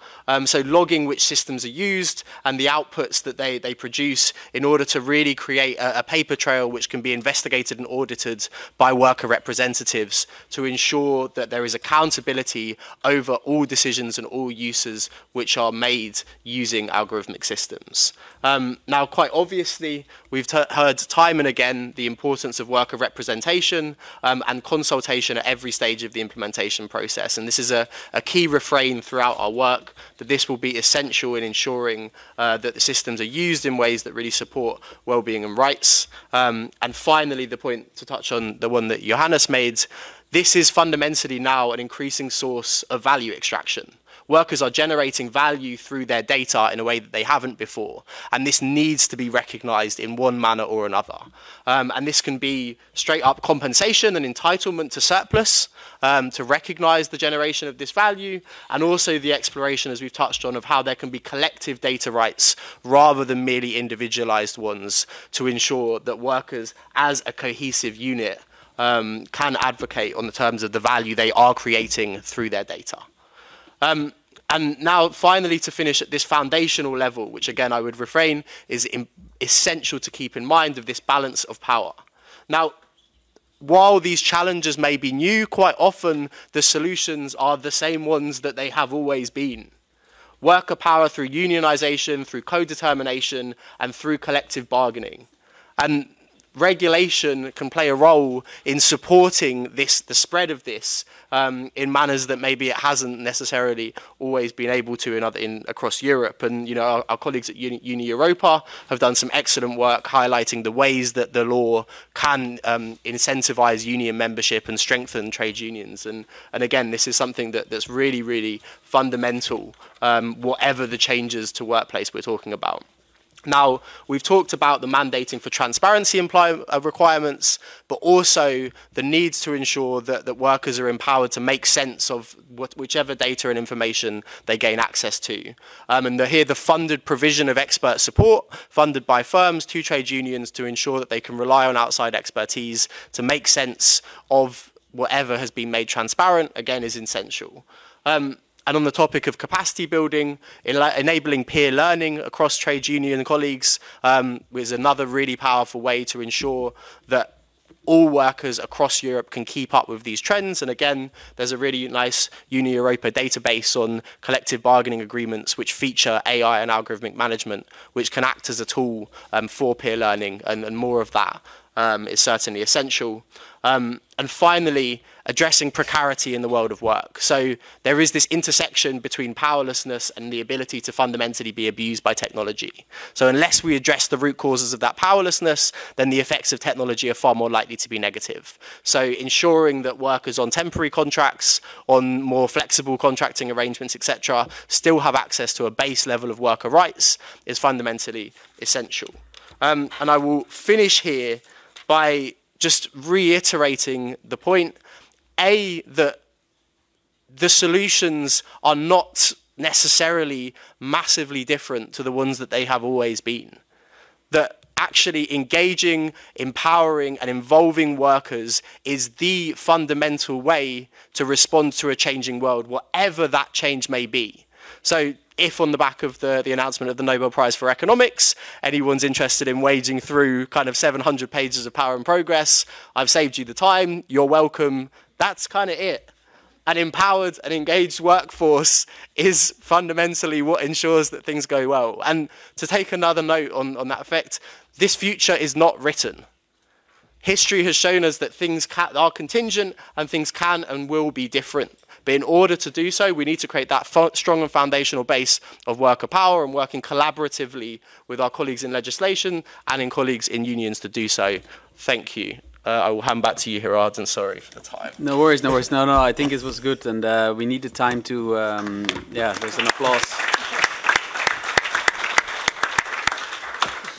And like it was mentioned, there is a report now also outside that you can take home, which is kind of a little bit of a summary. And there is the Finnish case is out, the Norwegian cases will come in November, and there's also Swedish casework. So there's going to be quite a big stack of detail also on this. We go to the panel, and I know that we are running over time, but we are not going to lose any time now. So we would start with Jeremiah Adams-Prassi. You are a professor of law at the University of Oxford, leading an interdisciplinary project on the rise of algorithms at work, which is also funded by the European Research Council. So the floor is yours to maybe respond and give your ideas. Thank you very much indeed for the kind invitation, and thank you also to all the authors of the study, which really made for fascinating reading, because we often have intuitions about the impact of algorithms at work, but actually to then have the empirical evidence is crucial and will be crucial in going forward. I should also acknowledge that the things I'm going to say are not just only my ideas, but also those of my team, Halle from Abraha, Ashlyn Kelly-Lyth, Sig Silberman and Sang Rakshita. So really it's the work we've jointly been doing as part of this EESC project that I want to talk a bit about. I think one of, perhaps the most obvious, but also the most important findings that come out of the reports we've seen is this fact that whilst algorithmic management started in the platform economy, it's very clearly now come to places right across the socioeconomic spectrum. It no longer matters whether you're an Uber driver, whether you work in an Amazon warehouse, whether you work in a professional services firm, I suppose the Commission, even the University of Oxford, the most ancient and traditional and backwards institution you can think about, now uses a full suite of algorithmic management tools and systems. As a result of that, I think we cannot take the achievements of the last legislative period as being enough to tackle the challenges we're facing. And indeed, when it then goes thinking about looking at your results and sort of thinking about, okay, as a lawyer, what does that strike in me in terms of thoughts about what to do about it? There's actually two approaches that might sound contradictory, but bear with me because I don't think they actually are. First, and it's really important to say this before we then get into the shiny new stuff, just because the technology is new does not necessarily mean that all of our existing rules can go out of the window. That's a really important trap not to fall into. In particular, our work has shown that, for example, when it comes to challenges of algorithmic discrimination, the biases built into systems, actually, the existing anti-discrimination equal treatment acquis in European Union law can go much further than has hitherto been suggested in tackling these kind of challenges. So first important takeaway point, actually some of the challenges at least we see can be tackled by existing norms.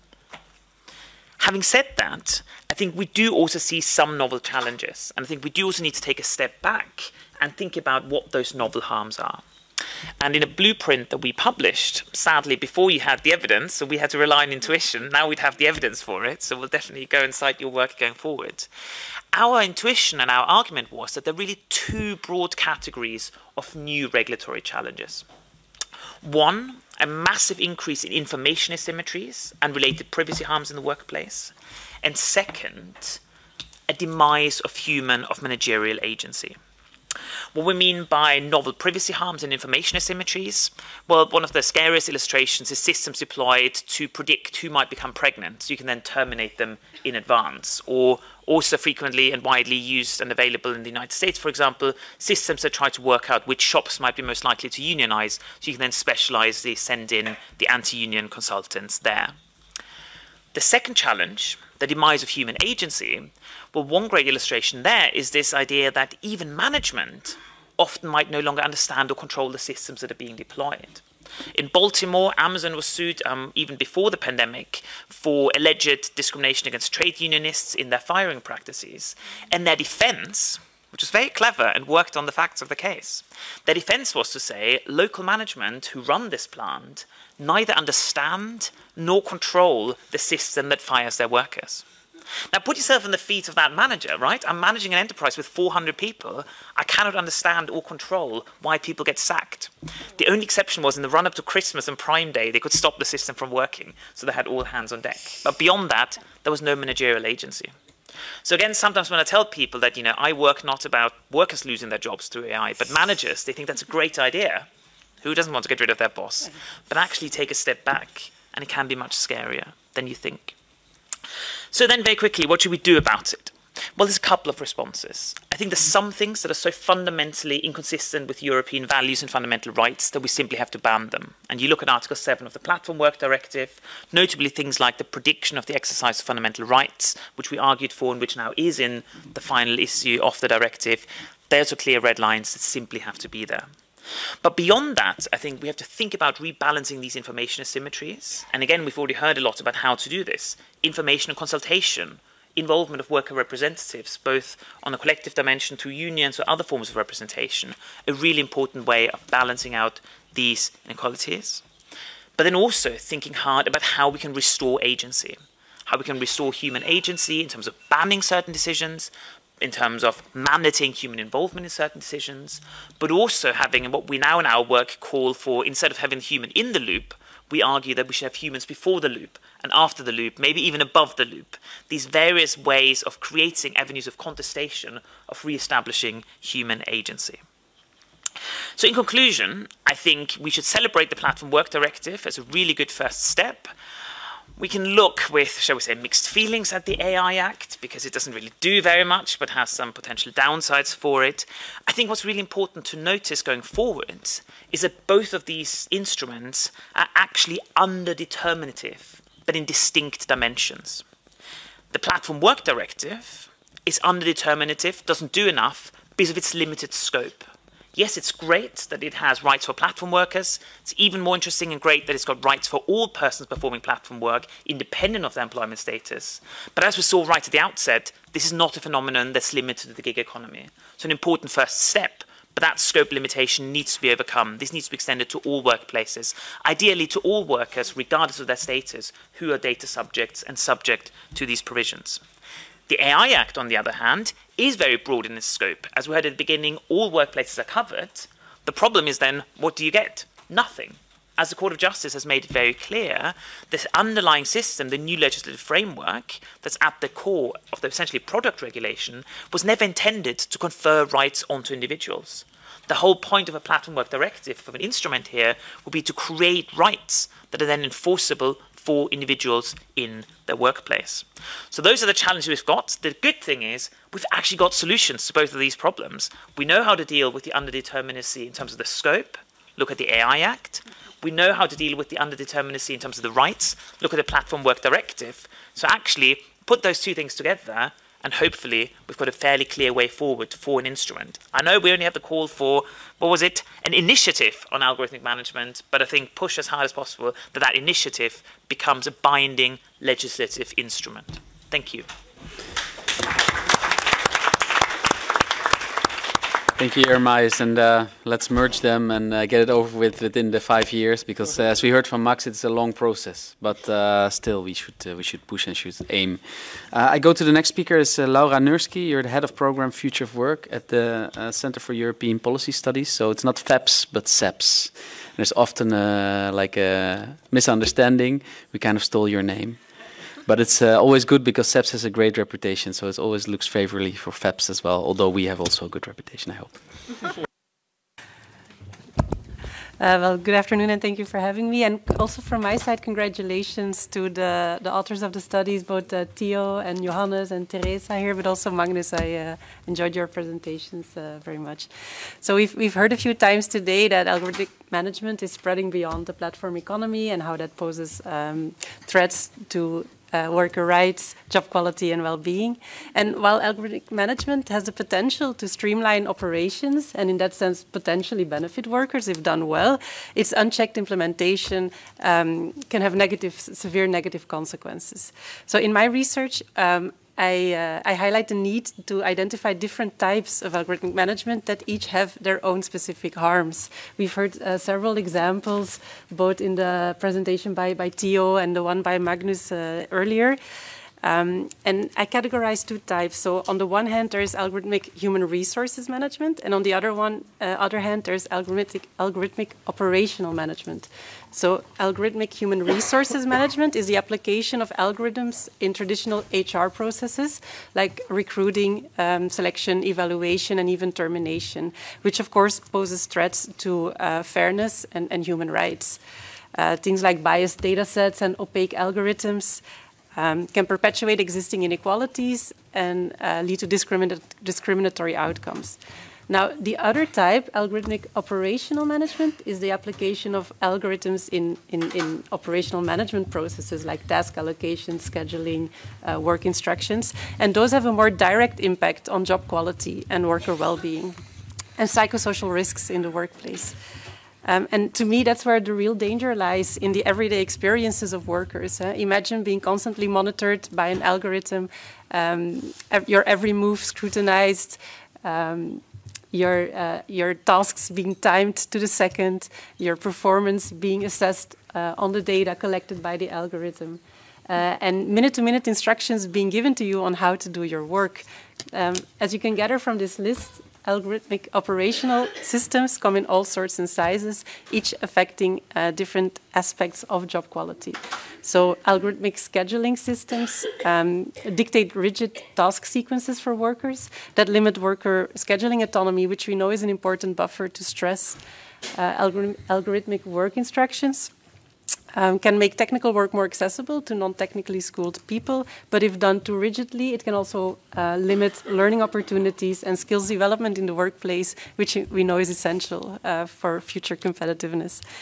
But probably the most harmful instances of algorithmic operational management are those that intensify the work through constant performance pressures, setting increasingly higher targets, creating a very stressful work environment that's just a one-way ticket to burnout.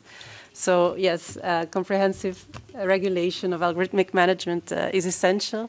And yes, we do need those principles of the human in command and transparency and information and consultation that were repeated a few times today. But we also need those psychosocial risks assessments. We need to monitor the key indicators of well-being in the workplace: stress, engagement or disengagement, burnout. And we also need to monitor the key job characteristics that we know drive well-being in the workplace: autonomy, workload, skills discretion, and support. It's only then that we know when, where, and how algorithmic management systems are harming workers, but also opportunities to learn how to better design algorithmic systems that can benefit workers. So to conclude, we need to make sure that technological advancement in the workplace serves to enhance and not erode the quality of work and the well-being of workers. We need to move beyond this narrow focus on productivity, especially when it destroys the human capital that we so desperately need in Europe. And we need to embrace a more human-centric approach to work in the digital age. Thank you. Thank you, Laura. So we continue on your left. It's Anna Milanes. You are a labor market economist in the OECD Future of Work team. So thank you for coming from Paris to Brussels. The floor is yours. Thank you, and thank you for the presentation. It was absolutely fascinating. Yeah, coming from the OECD, I'm part of this community of researchers who's trying to shed light on algorithmic management, its prevalence, its uses.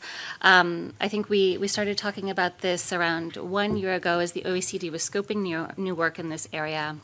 And I reached out to FEPS as well as to JRC to essentially make sure that we were adding value in this space and not stepping on toes. And in that spirit, the OECD chose to undertake a survey of employers on the use of algorithmic management tools. So survey of employees, well belonged to JRC, a lot of very fascinating case study research. But the employer angle appeared to be pretty untouched. And so that's what we went after. And we sought to focus our survey questions on areas that were best answered by employers. And the first of those that I thought of right off the bat was the prevalence of algorithmic management tools. Of course, we can gather information on prevalence from the employee surveys, but that's imperfect as employees aren't always well aware of the use of these tools in the workplace. So prevalence was very important to us. Also, we aimed this survey at the level of mid-level managers, and this was also important for us because these are users of these tools to manage the workforce, right? And so they were very well placed to answer questions, for example, about the impact of algorithmic management tools on decision-making, their trust, their own trust in the tools that they were using. Finally, they were also well placed to answer questions about the existence of measures to govern these tools in the workplace and to mediate their impacts. So that's where we chose to place our focus. So we're just out of the field with this piece of work. We ran an employer survey that gathered 6,000 responses from mid-level managers across 6 countries. We're looking at France, Germany, Italy, Spain, Japan, and the United States. So just a few very quick points because I know we're running short on time. On prevalence, there's very clear country patterns to what we see. Adoption of these tools is 90% in the United States. It steps down when we look at Europe. The average across those 4 EU countries is 80%, and down again when we get to Japan at 40%. So that jives pretty well with the figures that were presented by Magnus, a little bit higher, as you might expect. Another interesting finding that I think we have on prevalence is, again, really interesting cross-country patterns. Prevalence is very intense in the United States. So we looked across categories of different tools. In the United States, users of algorithmic management tools are users of all algorithmic management tools, so the full suite, from instruction through to monitoring through to evaluation. However, when you look at prevalence and intensity in Europe, adoption is really of instruction tools, less so monitoring and even less so evaluation. And I think that this is a key point because it's a research question, right? Is Europe in a period of transition? Is it headed towards adoption rates that we see in the United States across all tool categories, or not? And I know that that's kind of an endogenous question to the regulatory process, but I want to elevate that as important. Then also when we come to prevalence, we took a look across all sectors of the economy, so we didn't have a sectoral focus. And what we see there is it's highest, in fact, in white-collar work. Even though we think about algorithmic management as logistics, as transportation, we certainly see its prevalence affecting white-collar workers. So that's what we have on prevalence. I wish I had 30 minutes to speak to the other results that we're going through. Obviously, I don't. So I'll stop there and pass to the rest of the panel. But we can invite you again when the study is out. Please, yeah. So, and I think it's published in the end of the year, you said, That's right? So it's something to look out to. And then have a full discussion. I go to my right hand side. Yeah, thank you. I forgot. Sorry. We have Julia Barbucci. You are from the EESC Workers Group. You're a member of the group, a rapporteur on the EESC opinion for AI and public services, organization of work, more equal and inclusive societies. I think in the first panel we really discussed about an opinion that's in the making, but this is the one that's already out there, so we're very interested to hear from you. Yeah. Yes, I will continue in Italian, so please take your headphones. I profit of the interpretation. Intanto vorrei... First of all, I'd like to thank you for all the research both of you have carried out. All this is very useful, and I think it is certainly going to be useful if we make it available to everyone to help in their daily work. In both panels, we've had pretty general discussions, except for this last part where we were more focused on individual sectors. I deal with AI in the public sector, in the public services sector. Obviously, you all know that public services are involved in this digital transition as well. And obviously this is going to revolutionize the way in which the public services are dispensed across the EU. And certainly the artificial intelligence in this sector is going to improve the possibility of providing services to all citizens. But in our opinion, we are also working on one other point, that is to say, this must be particularly guaranteed to vulnerable groups. This is an opinion which has it has been, we were asked to come up with this opinion by the European Commission. So we are looking for answers, and we believe that in order to help all citizens, but especially those who are more vulnerable, and for them to be able to receive these services, we must get the civil society involved. What I have in mind, for example, are consumers organizations, patients organizations, associations for people with disabilities. It is obvious that digitalizing complex and repetitive tasks can certainly increase efficiency. This is something that we've seen over and over again, and it has been repeated on a number of occasions today. And particularly if we think in terms of the work burden, the sheer burden of this work resting on the shoulders of workers, of employees. But it is also clear that in view of the speed with which this digital revolution is taking place, that's what I want to call it, the speed at which all these new technologies are being introduced, it is quite clear that as has already been said, we must be able to guarantee that humans are in command. So, we must always keep in mind this very important aspect. And I would also like to stress that we should never forget that whenever we talk about public services, we are basically referring to services that are provided by people, by persons, by people for people. And this probably applies everywhere, but in my view, it is particularly important when it comes to public services and the public sector in general. We always need to keep in mind that whenever we ask for something to be done on the part of people dealing with public services, when we contact any such service, we must be able to speak to an actual person. So this is something that we need to take into consideration as well, seeing as we have people dealing with it, not just machines. The time scale that we're talking about here must be appropriate.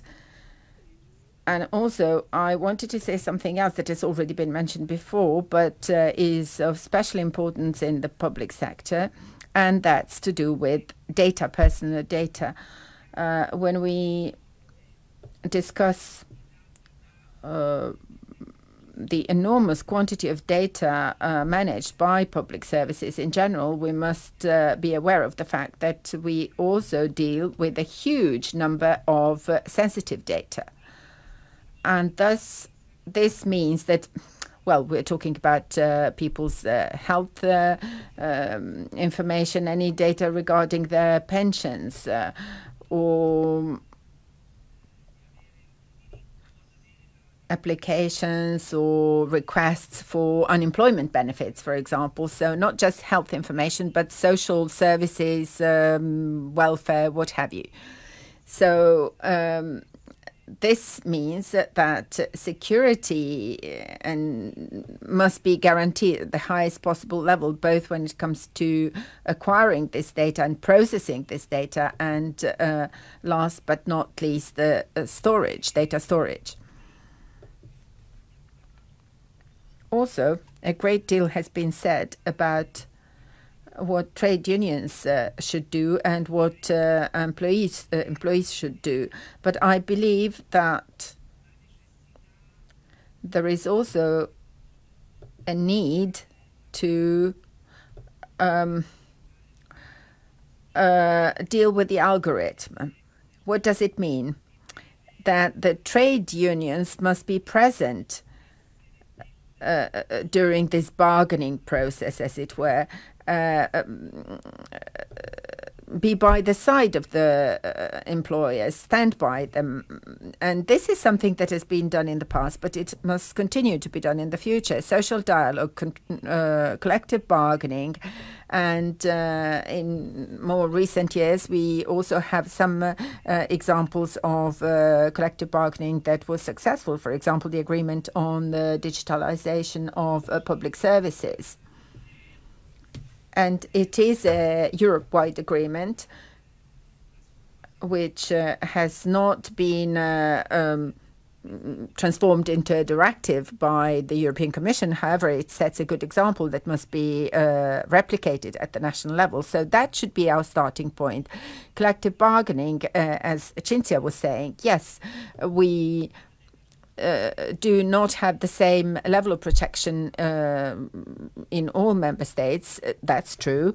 And in this case, we must seek help in legislation. Let's broaden the existing legislation. Here we have quite a few good examples at the European levels, quite a few good examples of collective bargaining.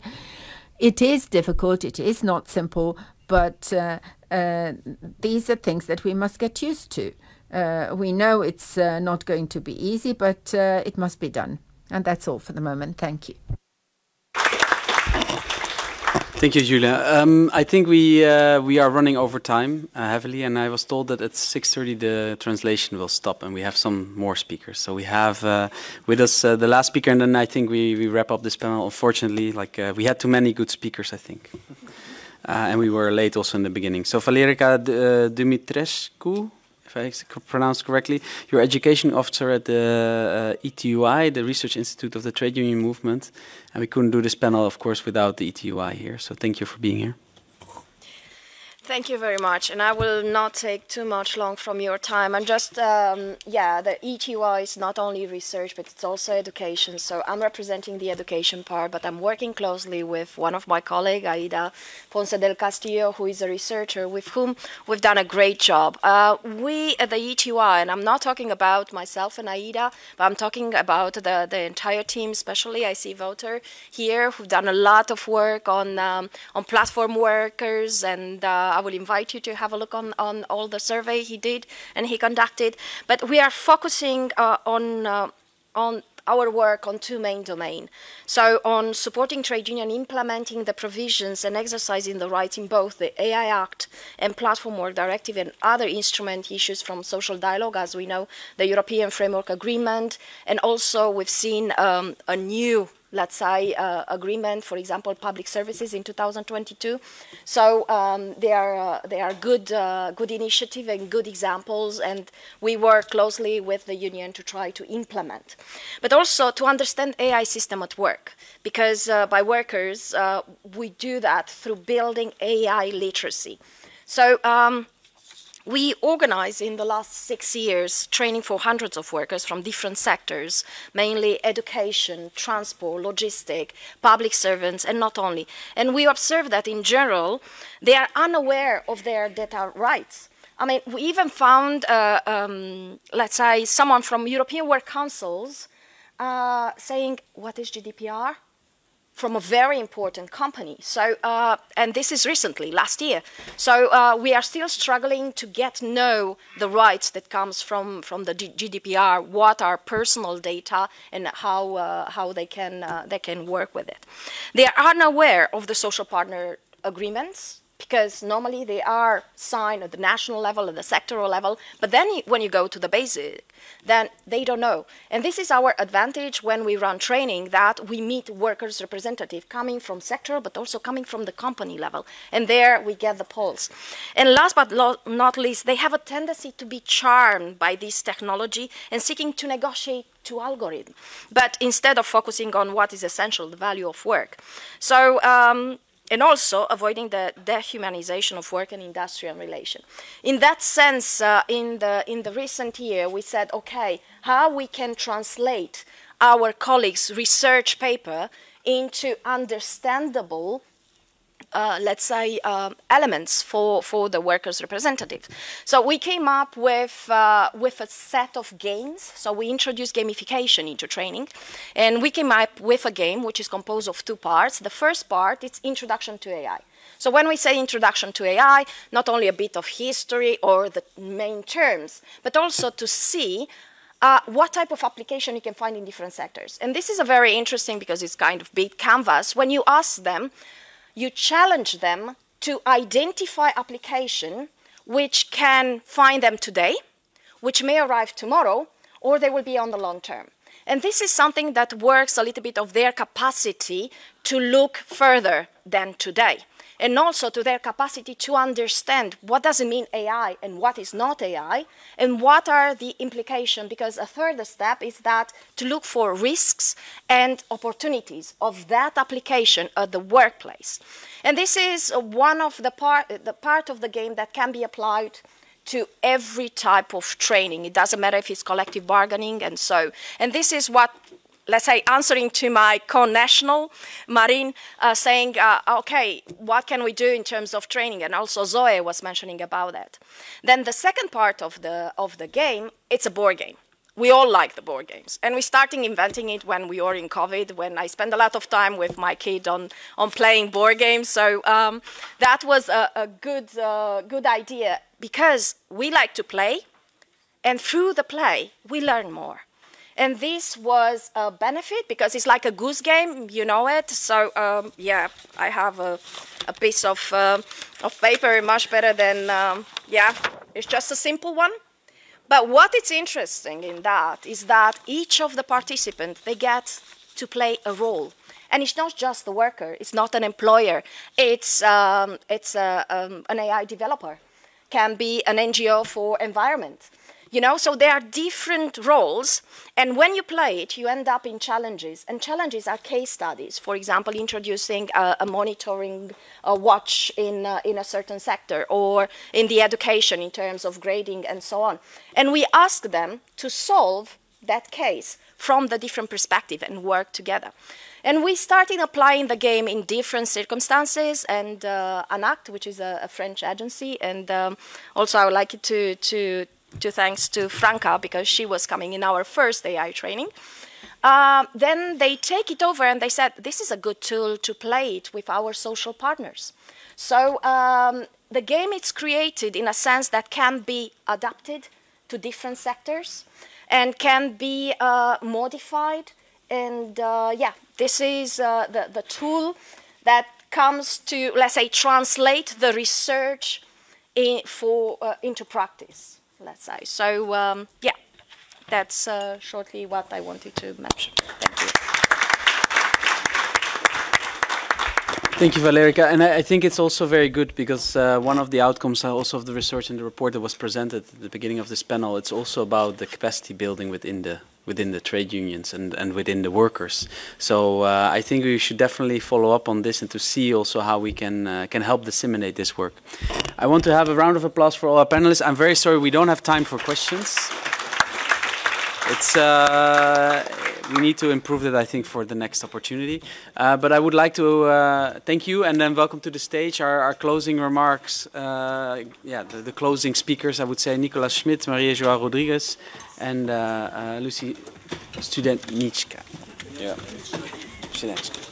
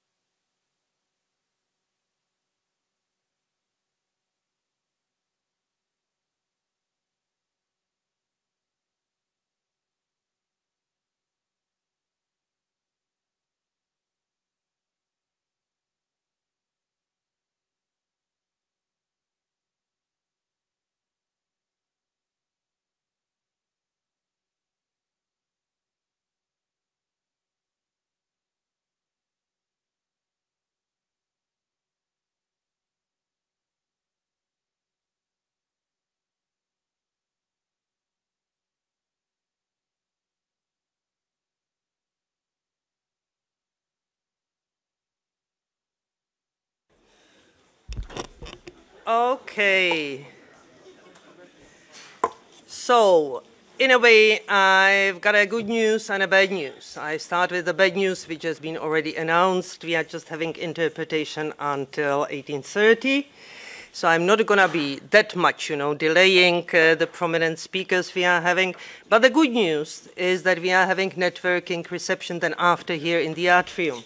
So we can, in a way, finalize some of the talks, and questions and stuff like that in the atrium, which is on the same floor just over there. So I hope we all meet there. Without further delay, I guess, Nicolas, you are the first speaker. I don't think you're going to be concluding because we are just, you know, in a way starting with the process, but we are extremely happy to have you here and to listen to you. So the floor is yours. Thank you very much. Thank you for this very timely and topical debate, but also report. I would start with 3 information, 2 good ones and one which is a big question. This week we passed the directive on platform. And we have heard already the big advantages of this platform, but also, I would not say the shortcomings, but the fact that the platform does not cover all the issues and does not cover the biggest part, still at least, of our economy. But it was a tough fight up to the last minute, to get this platform directive approved. That's the good news. The second one, I just want to refer, because somebody referred it. Yeah. Yes! So somebody referred to it, because that's the good news that the Nobel Prize has been given first to economists who have now really on their agenda, among other subjects, the artificial intelligence.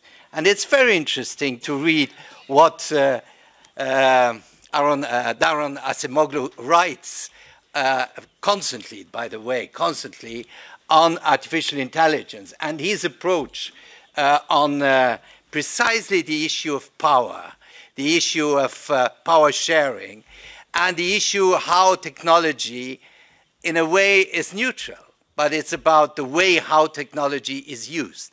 And this referred to the first industrial revolution and applies absolutely also to the present new technological revolution represented by artificial intelligence. So I think this is the recognition that it is really one of the major topics in the present debate, but also practical impact on the way how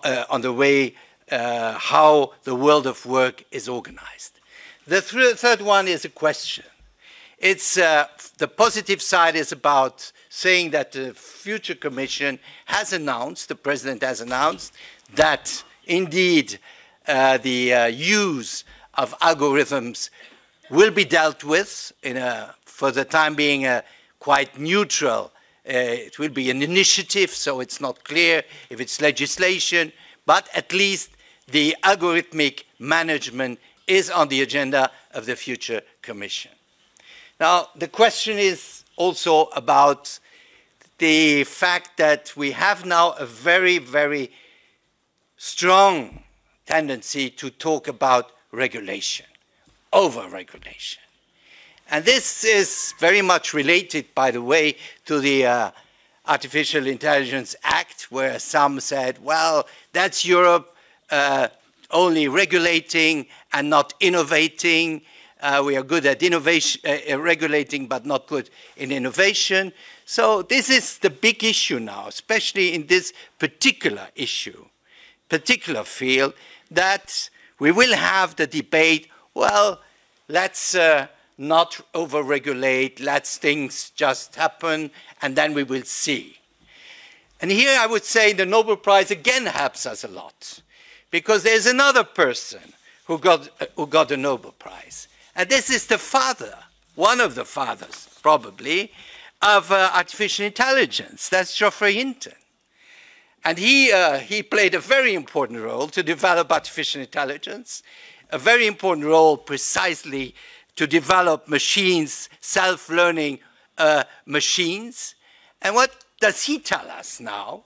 Well, he says it's absolutely timely, it's absolutely urgent to start regulating, because otherwise we will lose control of these new technologies, which without being a doomsayer and it will be the end of the world and the end of the humanity.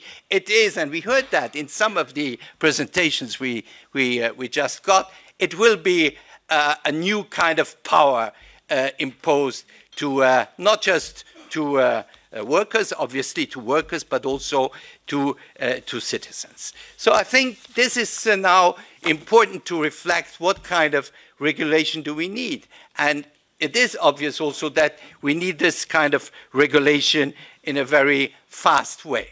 Now, when we are talking about the use of artificial intelligence, especially in the workplace, and especially also in the way how people's work is controlled or surveyed, the surveillance of work. And here I always like to mention the famous book of Surveillance Capitalism, how data is the way how more and more things in our society at large, but also obviously in the world of work can be submitted under surveillance. I think this is something which would change totally the way how people work, and as somebody said, would put into question many of our rules, regulation and rights, fundamental rights, which were put into place during a lot of years and which are the result, by the way, of many fights by the trade unions, but also policy makers. Now, I just want to finish with one idea, which is, well, let's take the platform directive. And I must say, the negotiation on the platform directive were very difficult on the status of workers. And I'm not the happiest guy now when I look what is the result on the status of workers, because we have weakened a lot the idea of the presumption, and this was a fight up to the last minute to weaken it even more. But what has been done on the finally the rights of on the artificial intelligence, on algorithms, I think is a very good starting point for the enlarging these approaches. And well, we all know that a platform does not exist without algorithms. So I think it was right to start with platform, because this is also a sector which is enlarging. Platforms is not just to bring you the pizza and to bring you from A to B with a car. We see that platforms are enlarging in many areas. And so workers on platforms more and more are under control of algorithms. And that's why it's so urgent also. It was so urgent to have legislation on that. And I'm very happy because we see that now this idea, at least to start regulating platforms and including also the issue of algorithms in platforms, is now not just limited to Europe. Because we see it in the US, we see a debate in the US, now in California there was a broader issue about algorithms and artificial intelligence, which is still under some heavy attack even from the governor in California. But at ILO, and this is the very important element, is that ILO wants now to start dealing with platforms, but including also this issue of algorithms. And I think this is an international start. I was at a G7 meeting where this was one of the major topics, and I hope that we will be able to continue, because at least for the time being, the US are in a more positive position on this, to deal with this and to discuss that.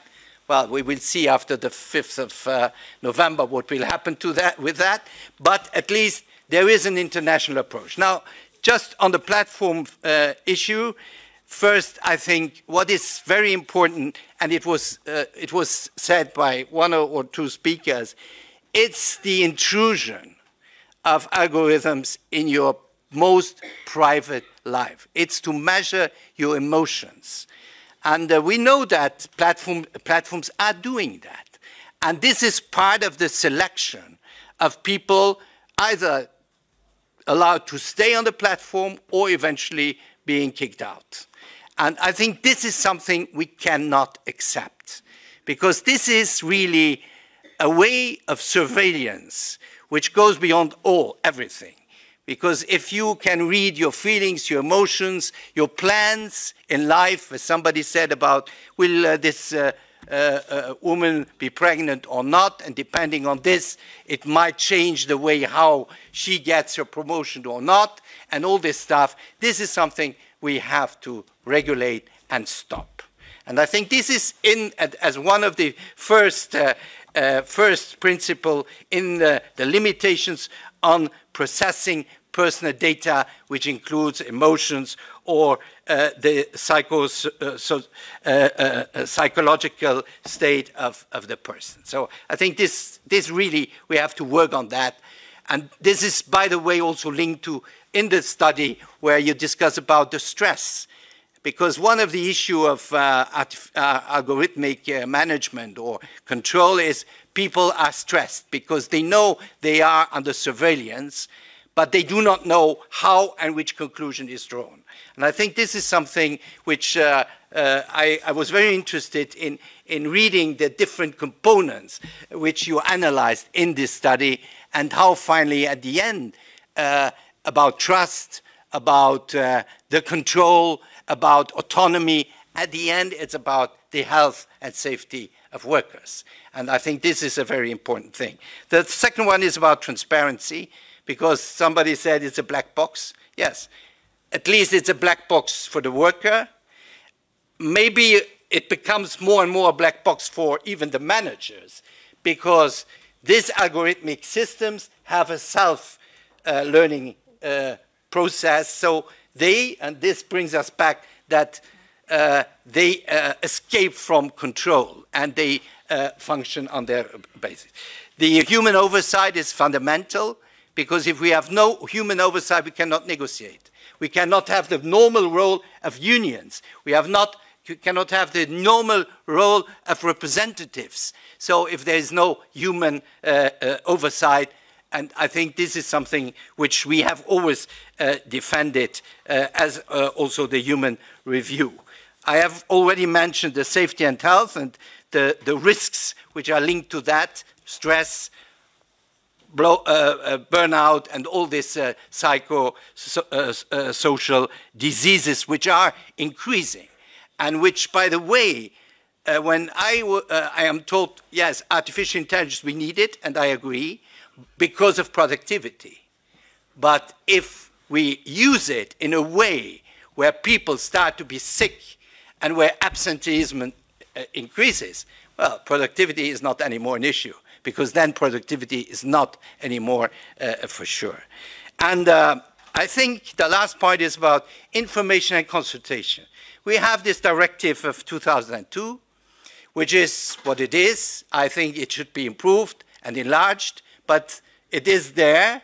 And I think we have to see how this directive can be used precisely to make algorithmic management part of the control, part of the consultation by representatives in the union. And as again the study shows us, and it was said also I think through different experiences in Norway and other places, when people have the impression that first there is transparency and there is consultation, there is discussion, what can be done and what should not be done, how things are used and how things are performed, I think this is essential. And that's why we have to make sure that unions are now preparing. And I like very much the training of unions, because for everybody, artificial intelligence is some kind of a black box. And I think it's essential not just to train people to use artificial intelligence, but especially to understand and to understand what is really meant by that. Now, I think we have some elements, but the next challenge is to build a real protection for workers, not against artificial intelligence, but for a better use of artificial intelligence, which respects our values and our social model. Thank you.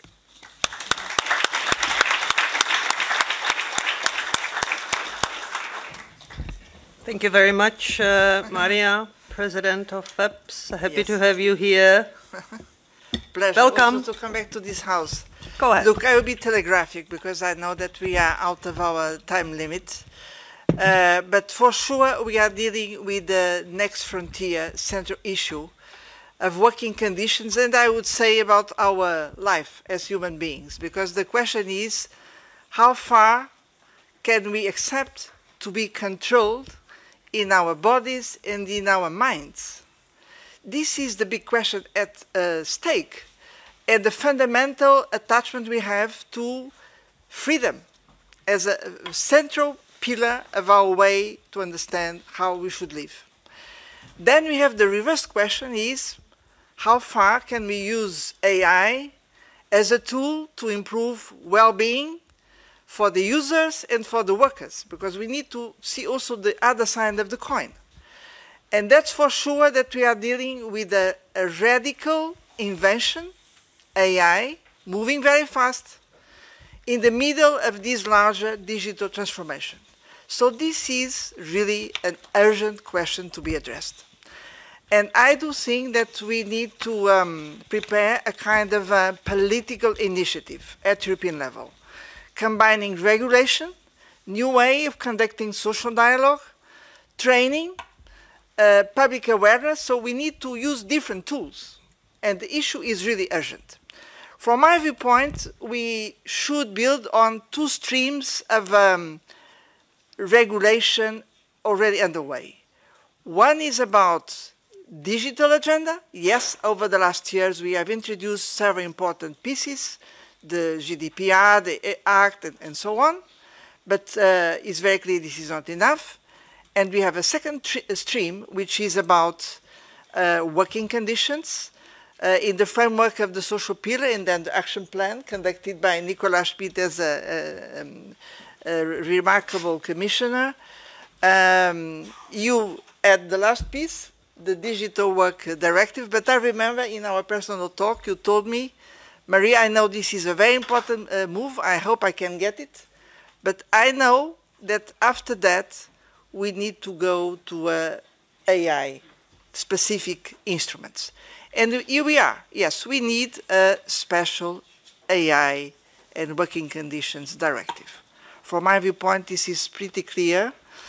And I'm very grateful to the initiative of the Economic and Social Committee and the Workers Group.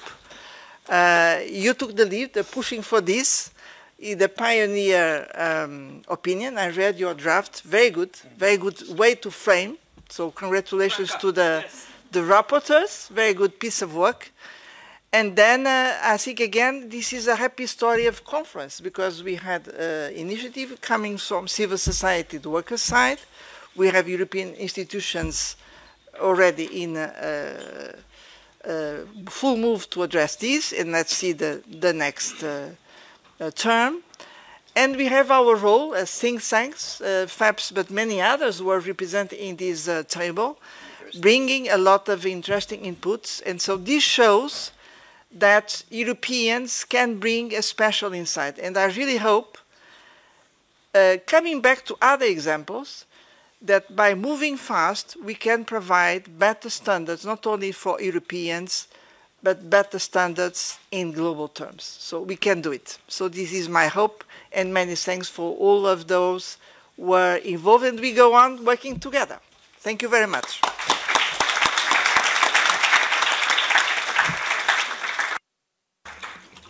I mean, I am now in quite a difficult situation because normally I am finished within 1.5 minutes. Today I would like to speak for at least 20, but I'm not going to do so. I mean, we did have incredibly rich, interesting and valuable inputs in today's conference, and I'm extremely happy for it. I mean, for me, a lot of opened boxes with issues, questions, and things to deal with for immediate and midterm, long-term future. extremely important for me the philosophical, ethical issues, which have been mentioned several times, where actually my integrity starts and ends. You know, how much I can leave, you know, the outside world to get into myself, and how to differentiate where it is for good and where it is really not acceptable anymore.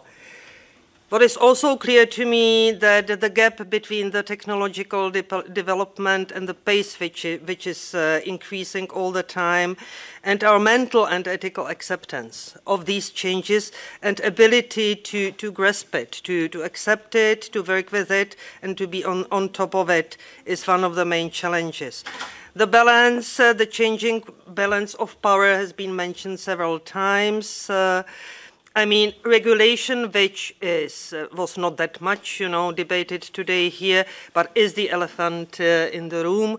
So bits and pieces are existing, but definitely we need to develop on it. We need to develop with these philosophical and ethical issues in mind to really go in the right direction. And in a way, and I was happy that it has been mentioned here, I guess we are under-regulated. We are not over-regulated, but in some of the issues, and this is one of those, because it's really extremely challenging and in a way dangerous, I guess we are under-regulated. Of course, we are not going to be pushing for whichever regulation to be adopted, you know, swiftly without, you know, really having the good architecture. But I guess from the contributions and from the debate, it was definitely very clear to me. Trade unions' role, in a way, same tasks, business as usual, but completely new challenges with the new training and new skills needed to be able to negotiate arrangements on these new situations which are brought with the AI to the workplace. Of course, democracy, especially workplace democracy, very much in the spotlight. Information consultation you mentioned, co-determination has been mentioned here several times today, and I am happy for it because we are talking about it for quite some time, and I know that you are quite a strong supporter of it, not just in the AI context. And of course, what has been said now at the end, we need to be joining forces. And today's conference is a brilliant example that this could work really in a wonderful way, very efficient, I would say, and be sure that we are gonna be initiators of continuing cooperation with the different actors and allies on the scene to be progressing. Because in a way, we are at the beginning and we need step-by-step practical successes and achievements to get where we need to be, to the decent lives, decent work, decent jobs, social Europe. By this, I hope we can, for our members in Group 2, send round the presentations, because this is enormous food for thoughts. And I'm going to be being in that for long weeks. And let me just thank the interpreters, which are not here anymore, but they've done an incredible job. But of course also the technicians, our Group 2 technical support. Of course, all that have been presenting here the very interesting contributions. You, as a brilliant audience, I'm sure you would have had much more questions and comments, but unfortunately time was limited. But also to the moderators, because this has been an incredibly tough job.